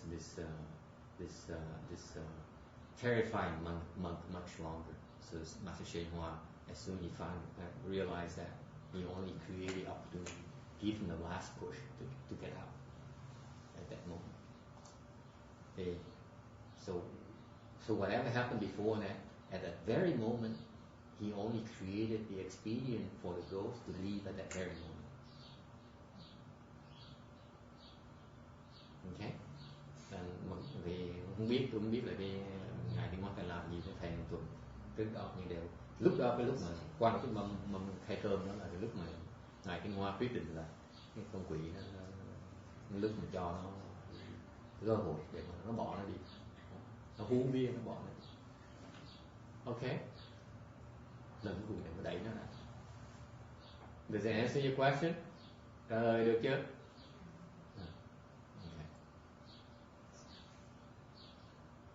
So the brief answer to your question,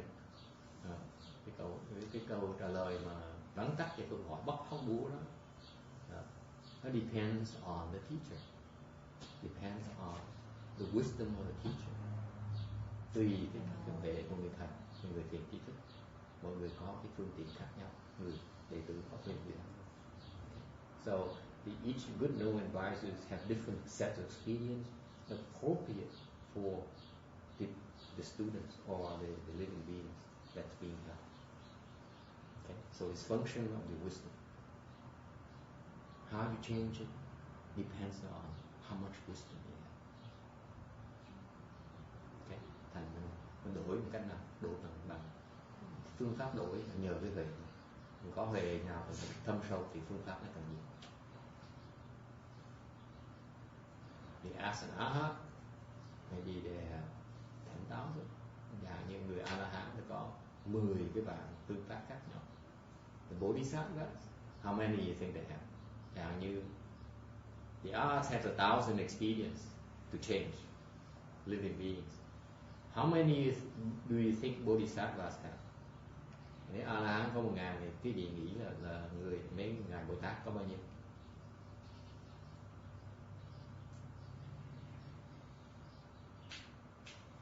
84,000. 84,000. In fact, you know what it means though? What's 84,000? Infinite. Infinite. It's a symbolic number. It means infinite. For those who are not math majors, it means infinite. That's the difference between wisdom and force. Because right now, the question also means that I have zero. Right? I can't change anybody. Can you teach me what? I said, never mind. When you reach Arhat, you get 1,000. But don't stop. There's many more. Tôi chọc. Khi mà hỏi câu hỏi nó có nghĩa là hiện bây giờ tôi không có gì hết, tôi có sao không? Tôi mới cách đổi này. Dạy tu cái được không? Nó không dạy một. Hôm nay bây giờ tu tới A La Hán thì sẽ có được 1.000 cái phương tiện khác nhau. Nhưng đừng có ngừng nó, tiếp tục tu thì có khoảng chừng 8 vạn 4.000 pháp môn khác. Okay. 4, 5, 6. Turn evil deviant towards good and proper. Chuyển từ ác về tà cho tới thiện với lại chánh. Okay.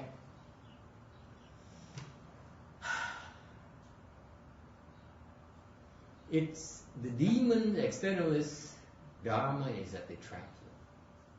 Whatever they do, they trap you. Cái tụi tà và tụi ác, chỉ nó làm cái pháp môn chính của nó là nó làm mình mắc bẫy, mắc lưới của nó. Think about it. You go near them, you're gonna be trapped.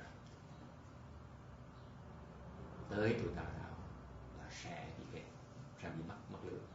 They don't realize. Okay. Why is that? Tại sao gọi là mắc lưới? Why do we say trap?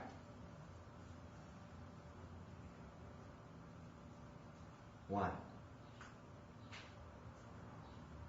Because the demons, the externalists, are attached to you. They cannot let go of you. That's why they have to trap you. They can't let you go. Tại sao mình gọi là tụi tà đạo, với tụi ma nó làm mình mắc bẫy. Nó làm mình mắc bẫy tại vì nó không thể mình xả mình được, nó kẹt mình, không thể thả mình được, thành nó phải giữ lại. Just the analogy is like your son or your daughter put a rabbit in a cage, because otherwise the rabbit would run away. Right? Exact same thing. Because your son or daughter, your child is attached to the pet. Can't let go. Okay? It's that dangerous, folks. You think it's something casual, but it isn't. Because you go near them, they are designed, they have all kinds of dharmas to trap you.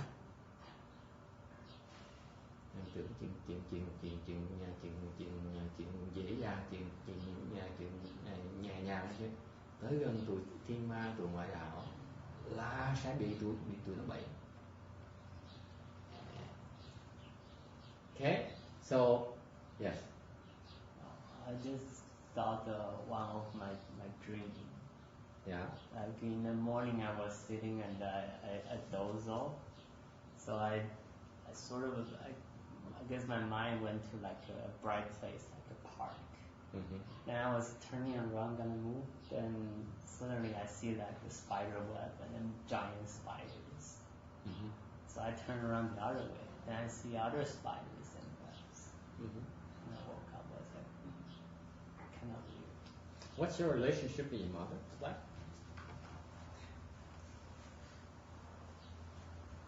Is she supportive of you?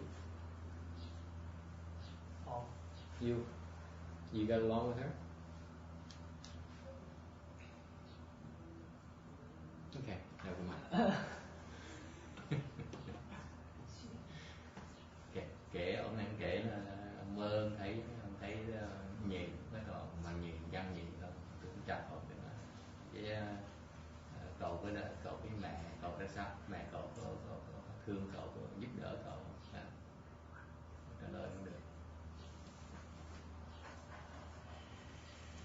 So, because this is why you have to pity those people who draw you, those externalists. Bởi vì you should not look down on them and criticize them. You should feel pity for them because they don't realize they're trapped. They're going to be trapped or have been trapped. Thành mình thấy những người mà gần những tụi tà ma ngoại đạo là mình phải biết thương hại nó. Tại vì tụi họ không ngờ rằng họ đang bị kẹt, họ không ngờ rằng bị mắc bẫy, bị mắc lưới. Yes. When you're talking about externalists, can that be family members or is this anyone? Anything.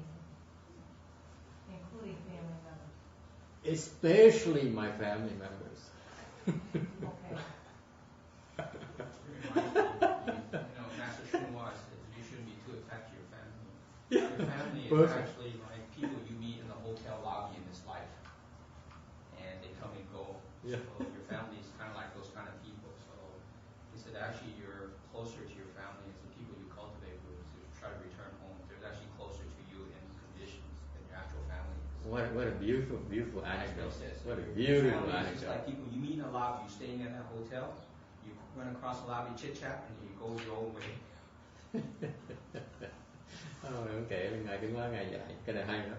Ngài có dạy là ngài nói là những người trong gia đình thân thuộc của mình, cha mẹ anh em mình, gia đình gần nhất của mình là cũng giống như những người gặp trong cái phòng khách của khách sạn thôi. Ngoài phòng khách, ngoài tiếp tân khách sạn, tiếp tân khách rồi, chỗ đó thôi. Và họ chỉ những người mình gặp ở đó thôi. Rồi xong gặp thời gian xong tản mát hết. Người gia đình mình chỉ như vậy. Thiệt ra người gia đình mình là những người trong cùng loại. But there is a caveat to that though, Randy, because not all the monks and nuns are should be your close family members. So always be careful when you find your friends. It really actually helps a lot in your cultivation. If you find the right people to associate with. Yeah, that's right. Not necessarily level people. Người chặt một người nói là mấy người xuất gia chưa chắc là mấy người mình có thể gọi là người trong gia đình được, tại họ cũng không có tốt gì hơn đâu. Phải sửa lại xuất gia tại gia nhưng cũng đều có người tốt nếu như đó những người biết tu. Okay. Yeah. There's a saying not in this cultivation, but there's a saying you love your family far, far away. Yeah. Yes. Any other questions? Yeah. Cool. Yes. Go shoot away. How about filial piety? How if you see them as like people you meet in a hotel lobby and thì như vậy cái hiếu, cái pháp hiếu sao nếu mình ngồi chỉ giống như người đi gặp một thời gian rất ngắn ngủi ở ngoài khách sạn thôi thì sao? Thì tu hiếu làm gì? You only have to be filial to them for all that short duration. And then you forget it, say you no longer want them. Tôi trả lời mình chỉ cần bấy hiếu ở lúc mình gặp, cái thời gian gặp đó thôi. Sau mình cũng cần bấy hiếu nữa. Yeah. Yes. In the same token, what about when you do have filial piety and it's a left home person that's the filial person and they're not treating the sibling, the child, not the sibling, but the child who is now an adult, they're taking advantage of the situation. What's their duty to their child as an adult when they don't respect that? What's their duty? What's the duty of the parent who is? There's no duty. Once the child becomes a mature and adult, all bets are off. Anything goes. You can't fend for yourself. Tough luck. Not the child. I'm talking about the parent. Works both ways. Once you become an adult, anything goes.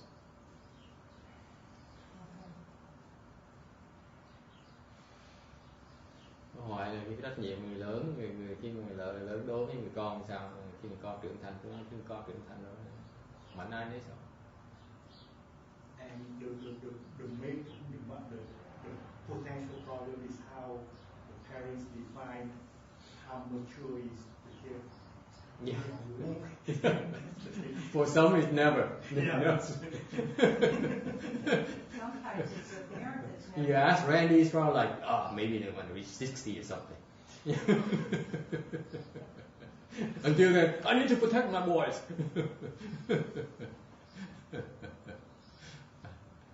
Tùy người, tôi nói là như đều có nhiều cái vấn đề là người ta tùy nhìn con trưởng thành lúc nào thì người thì tuổi nó trưởng thành nó khác nhau, người thì người cha hay đừng bọc con thì những bao nhiêu người con trưởng thành. Okay, any other question? Cô con coi. Thầy, đừng nói mình thấy người ta mà đi vào con đường tà lấy lòng thương hại, nhưng mà con nghĩ là thương hại rồi mình tìm cách giúp hay là mình chỉ nhìn thấy rồi để tùy thưởng theo cái duyên của nó. Question is that suppose I encounter an evil person. You see that person is sinking going in the wrong direction. He's sinking. So do I try to help the person, or do I simply observe and wait until for the proper chances? It depends on where you are. Okay. I hear your question as what do I do? What do I do right now? If I encounter an evil person, do I help him or her, or do I mind my business? Tôi nói tùy. Tại vì tôi nghe câu hỏi đó là bây giờ sư cô gặp một người có đi vào cái đường tà, người ác đó, thì sư cô nên giúp hay là không, hay là làm lơ đợi tôi tự lo bản thân trước. My attitude is that you don't help. Thái độ tôi đó, chủ trương tôi là không giúp. Oh, this is what about compassion? Zero compassion. Yeah, cái đó ủi lòng đã bí đâu, không có đã bí. I have zero compassion. Okay, that's the answer. What else you want? What do you want? Oh yeah. Why is it? That's how. Why won't you help? The person didn't ask for it. They didn't ask for it. Okay. They don't ask for it, you can't do it. Archie, you cannot help unless they ask for it. If you help without they're asking for it, you're asking for trouble.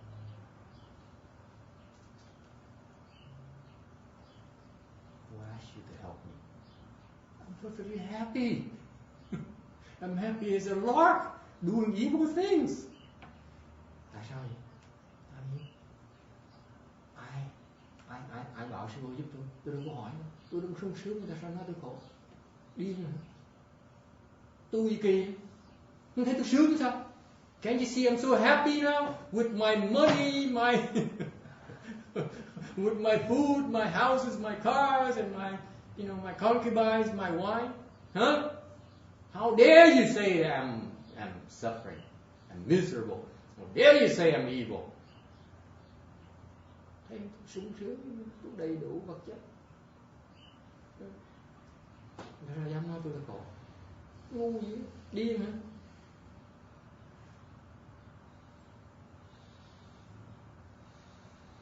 Do not make the mistake, okay, of trying to help others without they're asking for.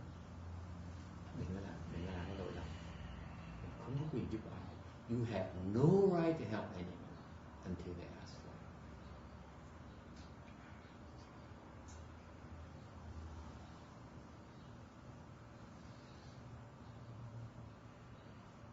Why is that? Tại sao nhỉ? Where's the compassion? Đọc tạ bi đâu nhỉ? I still haven't answered the question yet. I only give you the logic of why you don't want to do that. But what about compassion? Tôi trả lời cái gì tôi nói là theo lấy lý do lý trí, dùng lý trí, sử dụng lý trí thấy rằng mình không có lý do giúp người ta được, tại vì cái lý là như vậy, người ta không đòi sao mình cho được. Nhưng để cái lòng đại bi đâu? Tu như thiếu đại bi dữ. That is compassion right there, folks. Đại bi đó. Understand? Why is it compassion? Biết tại sao là đó là đại bi? You understand why it's compassion right there? Jimmy is so honest. But don't mind me. If I don't understand, it's okay. You know, I understand. I'm new to this, so I stay quiet. Anyone else wondering why is it compassion?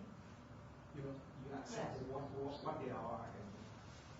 How do you know compassion from not interfering instead of saying it? Getting close. Yes. Tại sao đại bi người nói là Wouldn't it depend on your wisdom? hả? Wouldn't it depend on your wisdom? So there's a time to act and there's a time not to act. Getting close. All those are right. Okay. Doesn't give them the easy solution. Also right. You're all right. But the one thing very subtle thing. Okay. You're suffering with it too? Yes, another good reason, another good one. Okay. Nghe hiểu. All those are good reasons, yes. If they ask, you're more accepting of it? Getting closer. I think you said this before. Getting just like closer. a Band-Aid, you know, if you do it for them, get them out of it, and then just they don't do anything for themselves, so they're back in the same soup and sugar. Getting even closer. Càng ngày càng gần. The person has to live out their own karma. Even closer. You're getting hot. You guys are getting hot. They're going to learn from their karma. Yes, even closer. Very good. Very good. You hot now. That will push them over. That's what will push them over to do something for themselves. Okay, I buy that too. Okay, you boys have any yes, We have to learn from their mistakes. Yes. Oh, good. You guys are something else. I'm proud of you. You don't need me. Want to hear my version? When Yes, if they're hurting yes. someone else, that's the part why you don't want, that's what's hard to not, why it's hard not to say anything. Because it offends. Offensive. Tại vì mình làm tới giờ. Mình không đòi mình tới mà giúp người ta tới giờ. When you offend them, they have no chance ever to come to you again. You turn them off. You buy that, Ken? Yeah. If you offend them, they never come to you again. And so they never get the chance to ask for help from you. A person advised me once never to get your boss out of trouble. If your boss gets in trouble, he has to bail himself out. Yes. If you bail him out, he will be a continual reminder of his inadequacy, Yes. and he will take that out. And most people will let you be the scapegoat. And it's basically no good turn goes unpunished. Yes. That's right. Yeah. That's right. Yes. Can I apologize ahead of time before I say it? Okay. If you make me mad, I yell at you. Okay. So I apologize in advance too. Pastor, this morning you meant when you were talking about the party last night, Yeah. you knew that it would offend them, but why did you say it then? What? You knew that it would offend them, like the nuns were in there, Okay. you know, but then why did you say it if you knew that it would offend them? I have to say the truth. I mean, from your perspective, is it different from when we go out and we say something and it offends you? You want to do it. I decided to offend. Cái câu hỏi is very good question by the way. Tại buổi sáng là sao khi mà tôi nói những chuyện như vậy trong phòng đó là ngay trong nhà người ta nói là người ta là làm bậy làm bạ, làm tiền vừa phá giới. So basically I was saying you breaking precepts, you making money by breaking precepts, right? It's an insult. Now you know why they are not happy with you afterwards, right? Giờ hiểu tại sao nó làm đấy. Nó chửi đâu. Think about it. It's insulting. You sit there. You sit there. The one who gets kicked out. Yes. You get out. Because you listen to him. I didn't listen, so I didn't hear. That's your. Remember, she was up there the whole time. Now we have no sound. We have to move out immediately. No discussion, no devotion. Actually, the mention about no sound is I think they meant this too. But they're not making an effort. All you need to do is get a cable. They already are. Okay?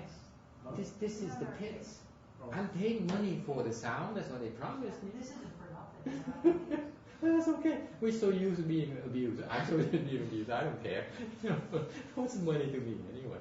If you can use my money better than I do, you up and have my money. So you realize that I was insulting them. So I did it on purpose. Okay?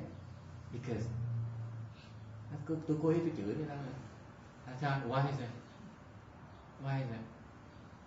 No one else would dare do that. I'm right on that.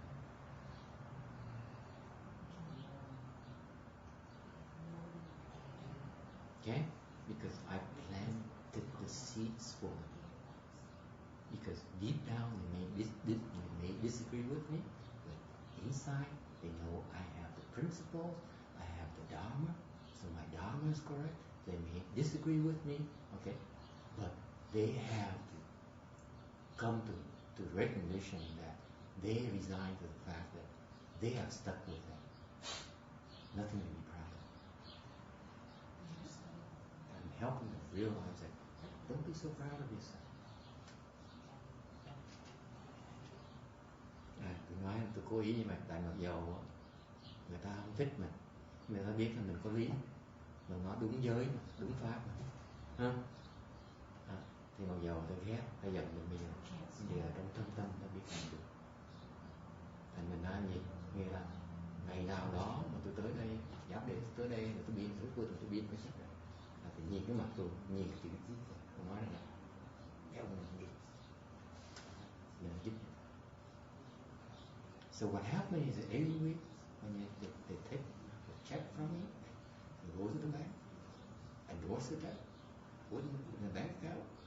It's a reminder of them that I insulted them, and they have to take it until they kick me out.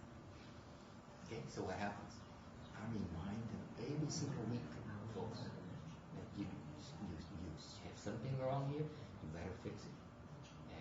Until you fix it, every week you see my check, I remind you something wrong here, something wrong here. What I'm doing, I'm speaking Dharma to the check. Okay? I'm reminding you. You want my money? I have to remind you. So what is it? Folks, what I'm doing is that when I give money, I give Dharma.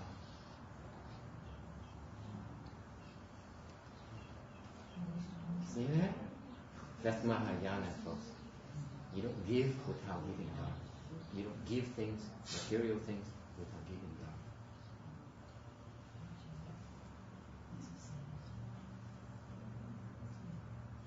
Because the Dharma will free them from the attachment to the material things you give them. You see that? Because if I give them money every week, they're attached to my money. They become give to the Dharma to free themselves from my money, detaching my money, I'm really helping them both ways. Hiểu không? You see, that's how Mahayana functions. That's how we change people. Sometimes you have to đại thừa là mà đổi thế này, nhiều khi mình phải chửi người ta. Does it answer your question? So is it okay to get mad at you now? Too bad, so sad. Okay. Number 5, be a small provisional towards great and actual. Chuyển hướng cái tiểu nó thành đại, cái quyền nó thành thực. Because Hinayana is a really, really wonderful dharma. You cultivate it and you discover this bliss. Okay? Because you're so free. You're so free. You can detach yourself from all these things that have been making you afflicted. Cái kỳ thư nó hay ở chỗ pháp nó đặc biệt tại vì mình tu mình đạt tới quả mấy cái A La Hán quả thì càng ngày càng cao thì mình thấy mình càng được giải thoát, mình càng không bị kẹt những cái mình phiền não chấp trước của mình.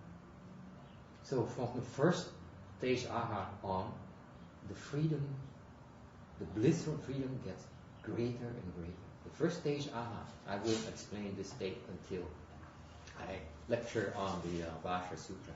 Cái sơ quả, cái tứ quả. Bắt đầu sơ quả mà cái lạc nó càng ngày nó càng lớn, nhị quả cái lạc nó càng sướng, tại vì càng ngày càng nhiều. What happens is that I give you an analogy. It's just like you've been carrying on your back all this heavy weight, RJ, all this your lifetime. You carry all this weight in your back. First stage aha, you dump a bunch of them, and now you feel so much lighter, so much freedom. That's the analogy. Giống như cái ví dụ chẳng như là người thường mình suốt đời mình là mình mang một cái gông cùm trong người mình, mang mấy cái hành lý rất nặng. Tới sơ quả mình thảy một đống hành lý ra rất lớn, thì mỗi cái người nó nhẹ đi nó nhẹ như bay. So what happens? You walk like you walking on clouds. That's the analogy. Okay. Second stage, even true. Another big chunk. Okay. So it gets better and better and better. Đi quả, vất thảy đống lớn hơn nữa, càng sớm càng lạc, đi còn nhẹ nữa. Okay. So what happens is when you get to the fourth stage, khi mà tới tứ quả, you discover emptiness.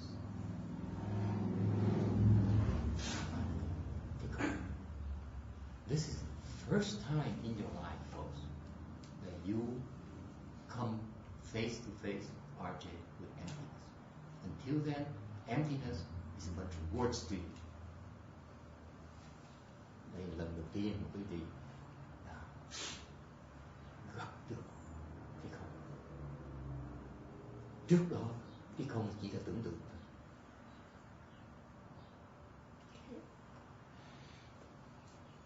That experience is fantastic, inconceivable. That nhớ rất là kỳ diệu, bất khả tư nghị. It is so wonderful that they stagnate. Kẹt lắm, rất là dễ kẹt, thật sướng không thể tưởng.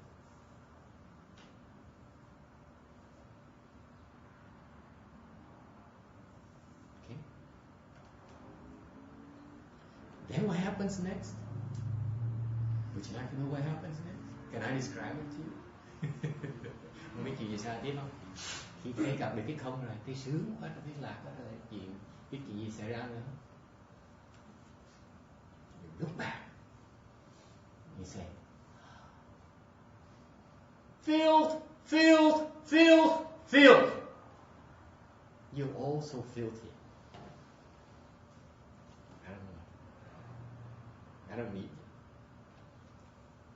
Nhìn xung quanh toàn thấy là toàn dơ bẩn không, toàn bầy này không. Tụi bay nó bầy như vậy, tao đâu cần tụi bay.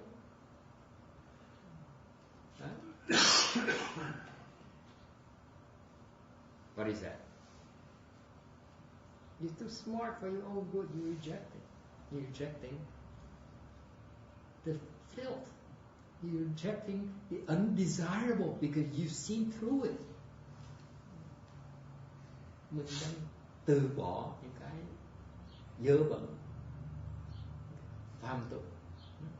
Tại mình thoát ra rồi, mình thấy được cái sạch rồi. You see cleanliness for the first time in your life. You see true freedom for the first time in your life. You say, I'm not going back into that. I don't want it. That's stupidity. I don't want to wade myself into doing stupid things like I used to before. Mình thấy được rồi, mình thoát rồi. Tại sao mình trở lại để mình kẹt với tụi nó làm gì? Tại sao tới cái chùa cho nó hôi hám? Nó dơ bẩn làm gì? What for? Why do you bother going to the temple that's full of externalists and demons? Why bother? Stick to Long Beach, you know, and be safe where you are. Don't need to expose yourself to all these complications, all these people, all these evil people, right? You don't deserve help. You're not asking for your help, right? No. Người ta đó làm gì? Người ta đâu có yêu cầu mình giúp đỡ người ta đâu. See that? See, our hearts are too smart. Tụi A-la-hán nó quá thông minh, nó quá trí huệ, thấy được như vậy. You're not asking for help. Quý vị không có hỏi tôi giúp mà. I see you, but you are not asking for help. I don't want. Sayonara, good luck. Better luck next time. And this is exactly the state of heart.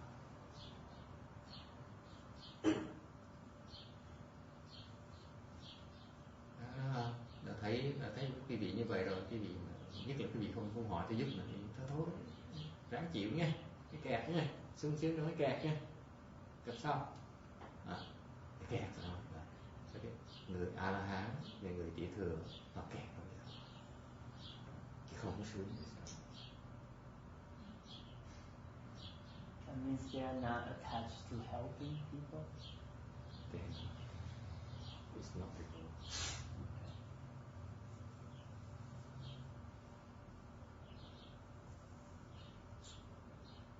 Okay.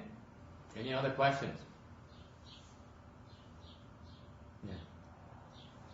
Is it true when you become a heart, you like when you walk, kind of like your feet won't get dirty and notice that? Not always. Not always. Because if that's the case, and you can say, hey, aha, you say, let's go make offerings to them. That'd be the end of all the ahas in the world. Or when you make offering to them, yeah, because people are very smart, especially Chinese people. They'll be knocking on that aha's door day and night. Let me make an offering to you. Gọi là chẳng tướng mấy người A-la-hán người ta đi bỗng được không hả? First stage aha, they can do it already. Sơ quả nó bay đi không đụng đất. So it's by choice. Not always. But when they have that ability, they may not do it. Tại vì họ cố ý được không? Không phải. Có những người ta bay ta chưa có cái khả năng đó. Because sometimes the ahas, they have to develop the ability just like everything else. Okay, you know rice. You cook rice. You cook and you eventually it turns to rice. Okay, the recipe it takes time to get there. Okay, so even though you're an aha, your first stage aha, it takes time before you are able to develop the ability to walk on air. tôi nói đại khái là sơ quả giống như mình nấu cơm, mình biết mình nấu cơm á, cơm sẽ nấu được thành để mà ăn đó, nhưng điều cần thời gian mới nấu được, chứ đâu phải không để gạo vô là thành cơm đâu. Thành sơ quả một giờ họ sơ quả rồi, nhưng đều từ từ họ mới có được phát triển khả năng để đi trong công ty. Okay, takes time, it takes work. Time meaning more work. Okay, so don't think you can stop there and say, "Oh, I made it. Okay. Now I can retire." Yeah, you can retire, but you're gonna be stuck there much longer. Good question. Your question is so hard. I mean, let me tell you, I'm gonna have to cut this back maybe like twice a month, maybe, because I'm gonna run out of things to explain to you very soon. I don't think so, Master. The worst thing to happen to a Dharma master is someone in the audience asks a question and you don't, oh, let me go back and check my dictionary. Oh.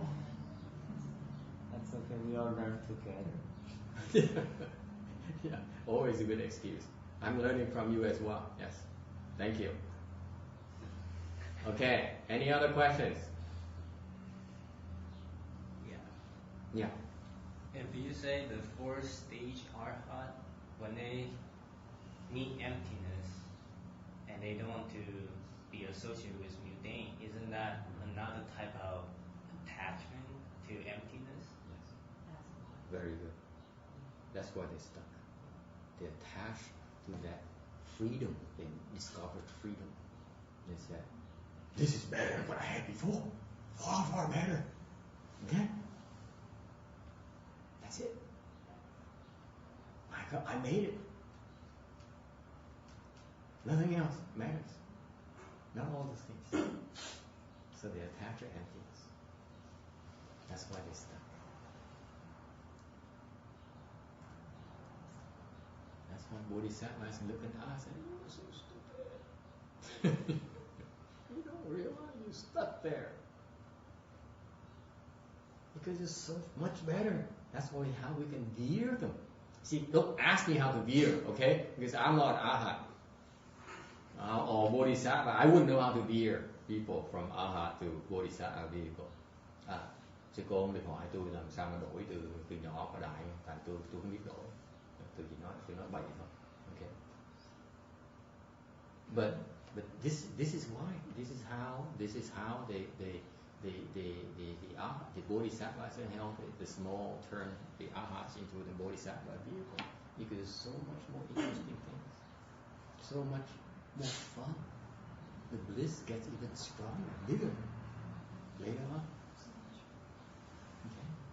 Bởi vậy ngài Bồ Tát mới thấy ông La Hán nó giúp họ được, tại vì phải giúp họ thuyết phục cho họ thấy là cái lạc của họ, người A La Hán của không, cái lạc nó còn nhỏ, có lạc nó lớn hơn nhiều, không thể tưởng tượng. Ngay người A La Hán cũng tưởng tượng nổi. Okay, any other questions? Good question. It's this stuff. The stuff that actually precisely, and they don't realize it. Good. Number 6, start causal position to get Buddha fruition.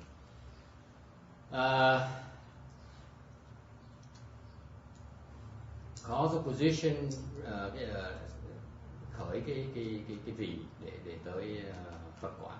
Cái vị cái nhân vị là 54 cái vị của cái pháp tu Bồ Tát. So the causal position refers to the 54 stages of attainment of the Bodhisattva Dharma. Okay, folks. This is a little bit more than the 9 samadhis. Okay? So far, we only explained to you about the 9 samadhis. Beyond that is even more. Okay, so don't think you know it all.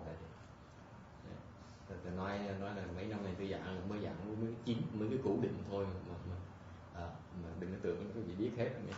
Xong cái sau cái củ định còn có 54 cái vị của Bồ Tát nữa. Nó vui dễ sợ.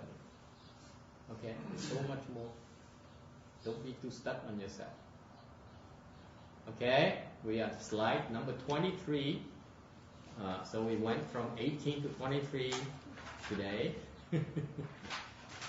And since time is up, we have to end it here and clean up. Okay? Any questions? Last questions? Ai thắc mắc gì không? Thắc mắc cuối cùng? No questions?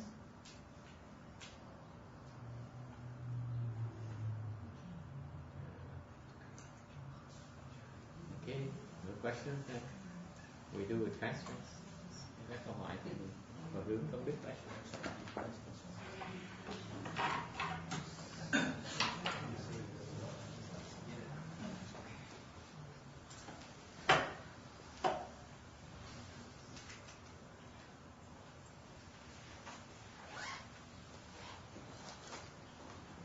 Okay, handbell, we'll have the handbell.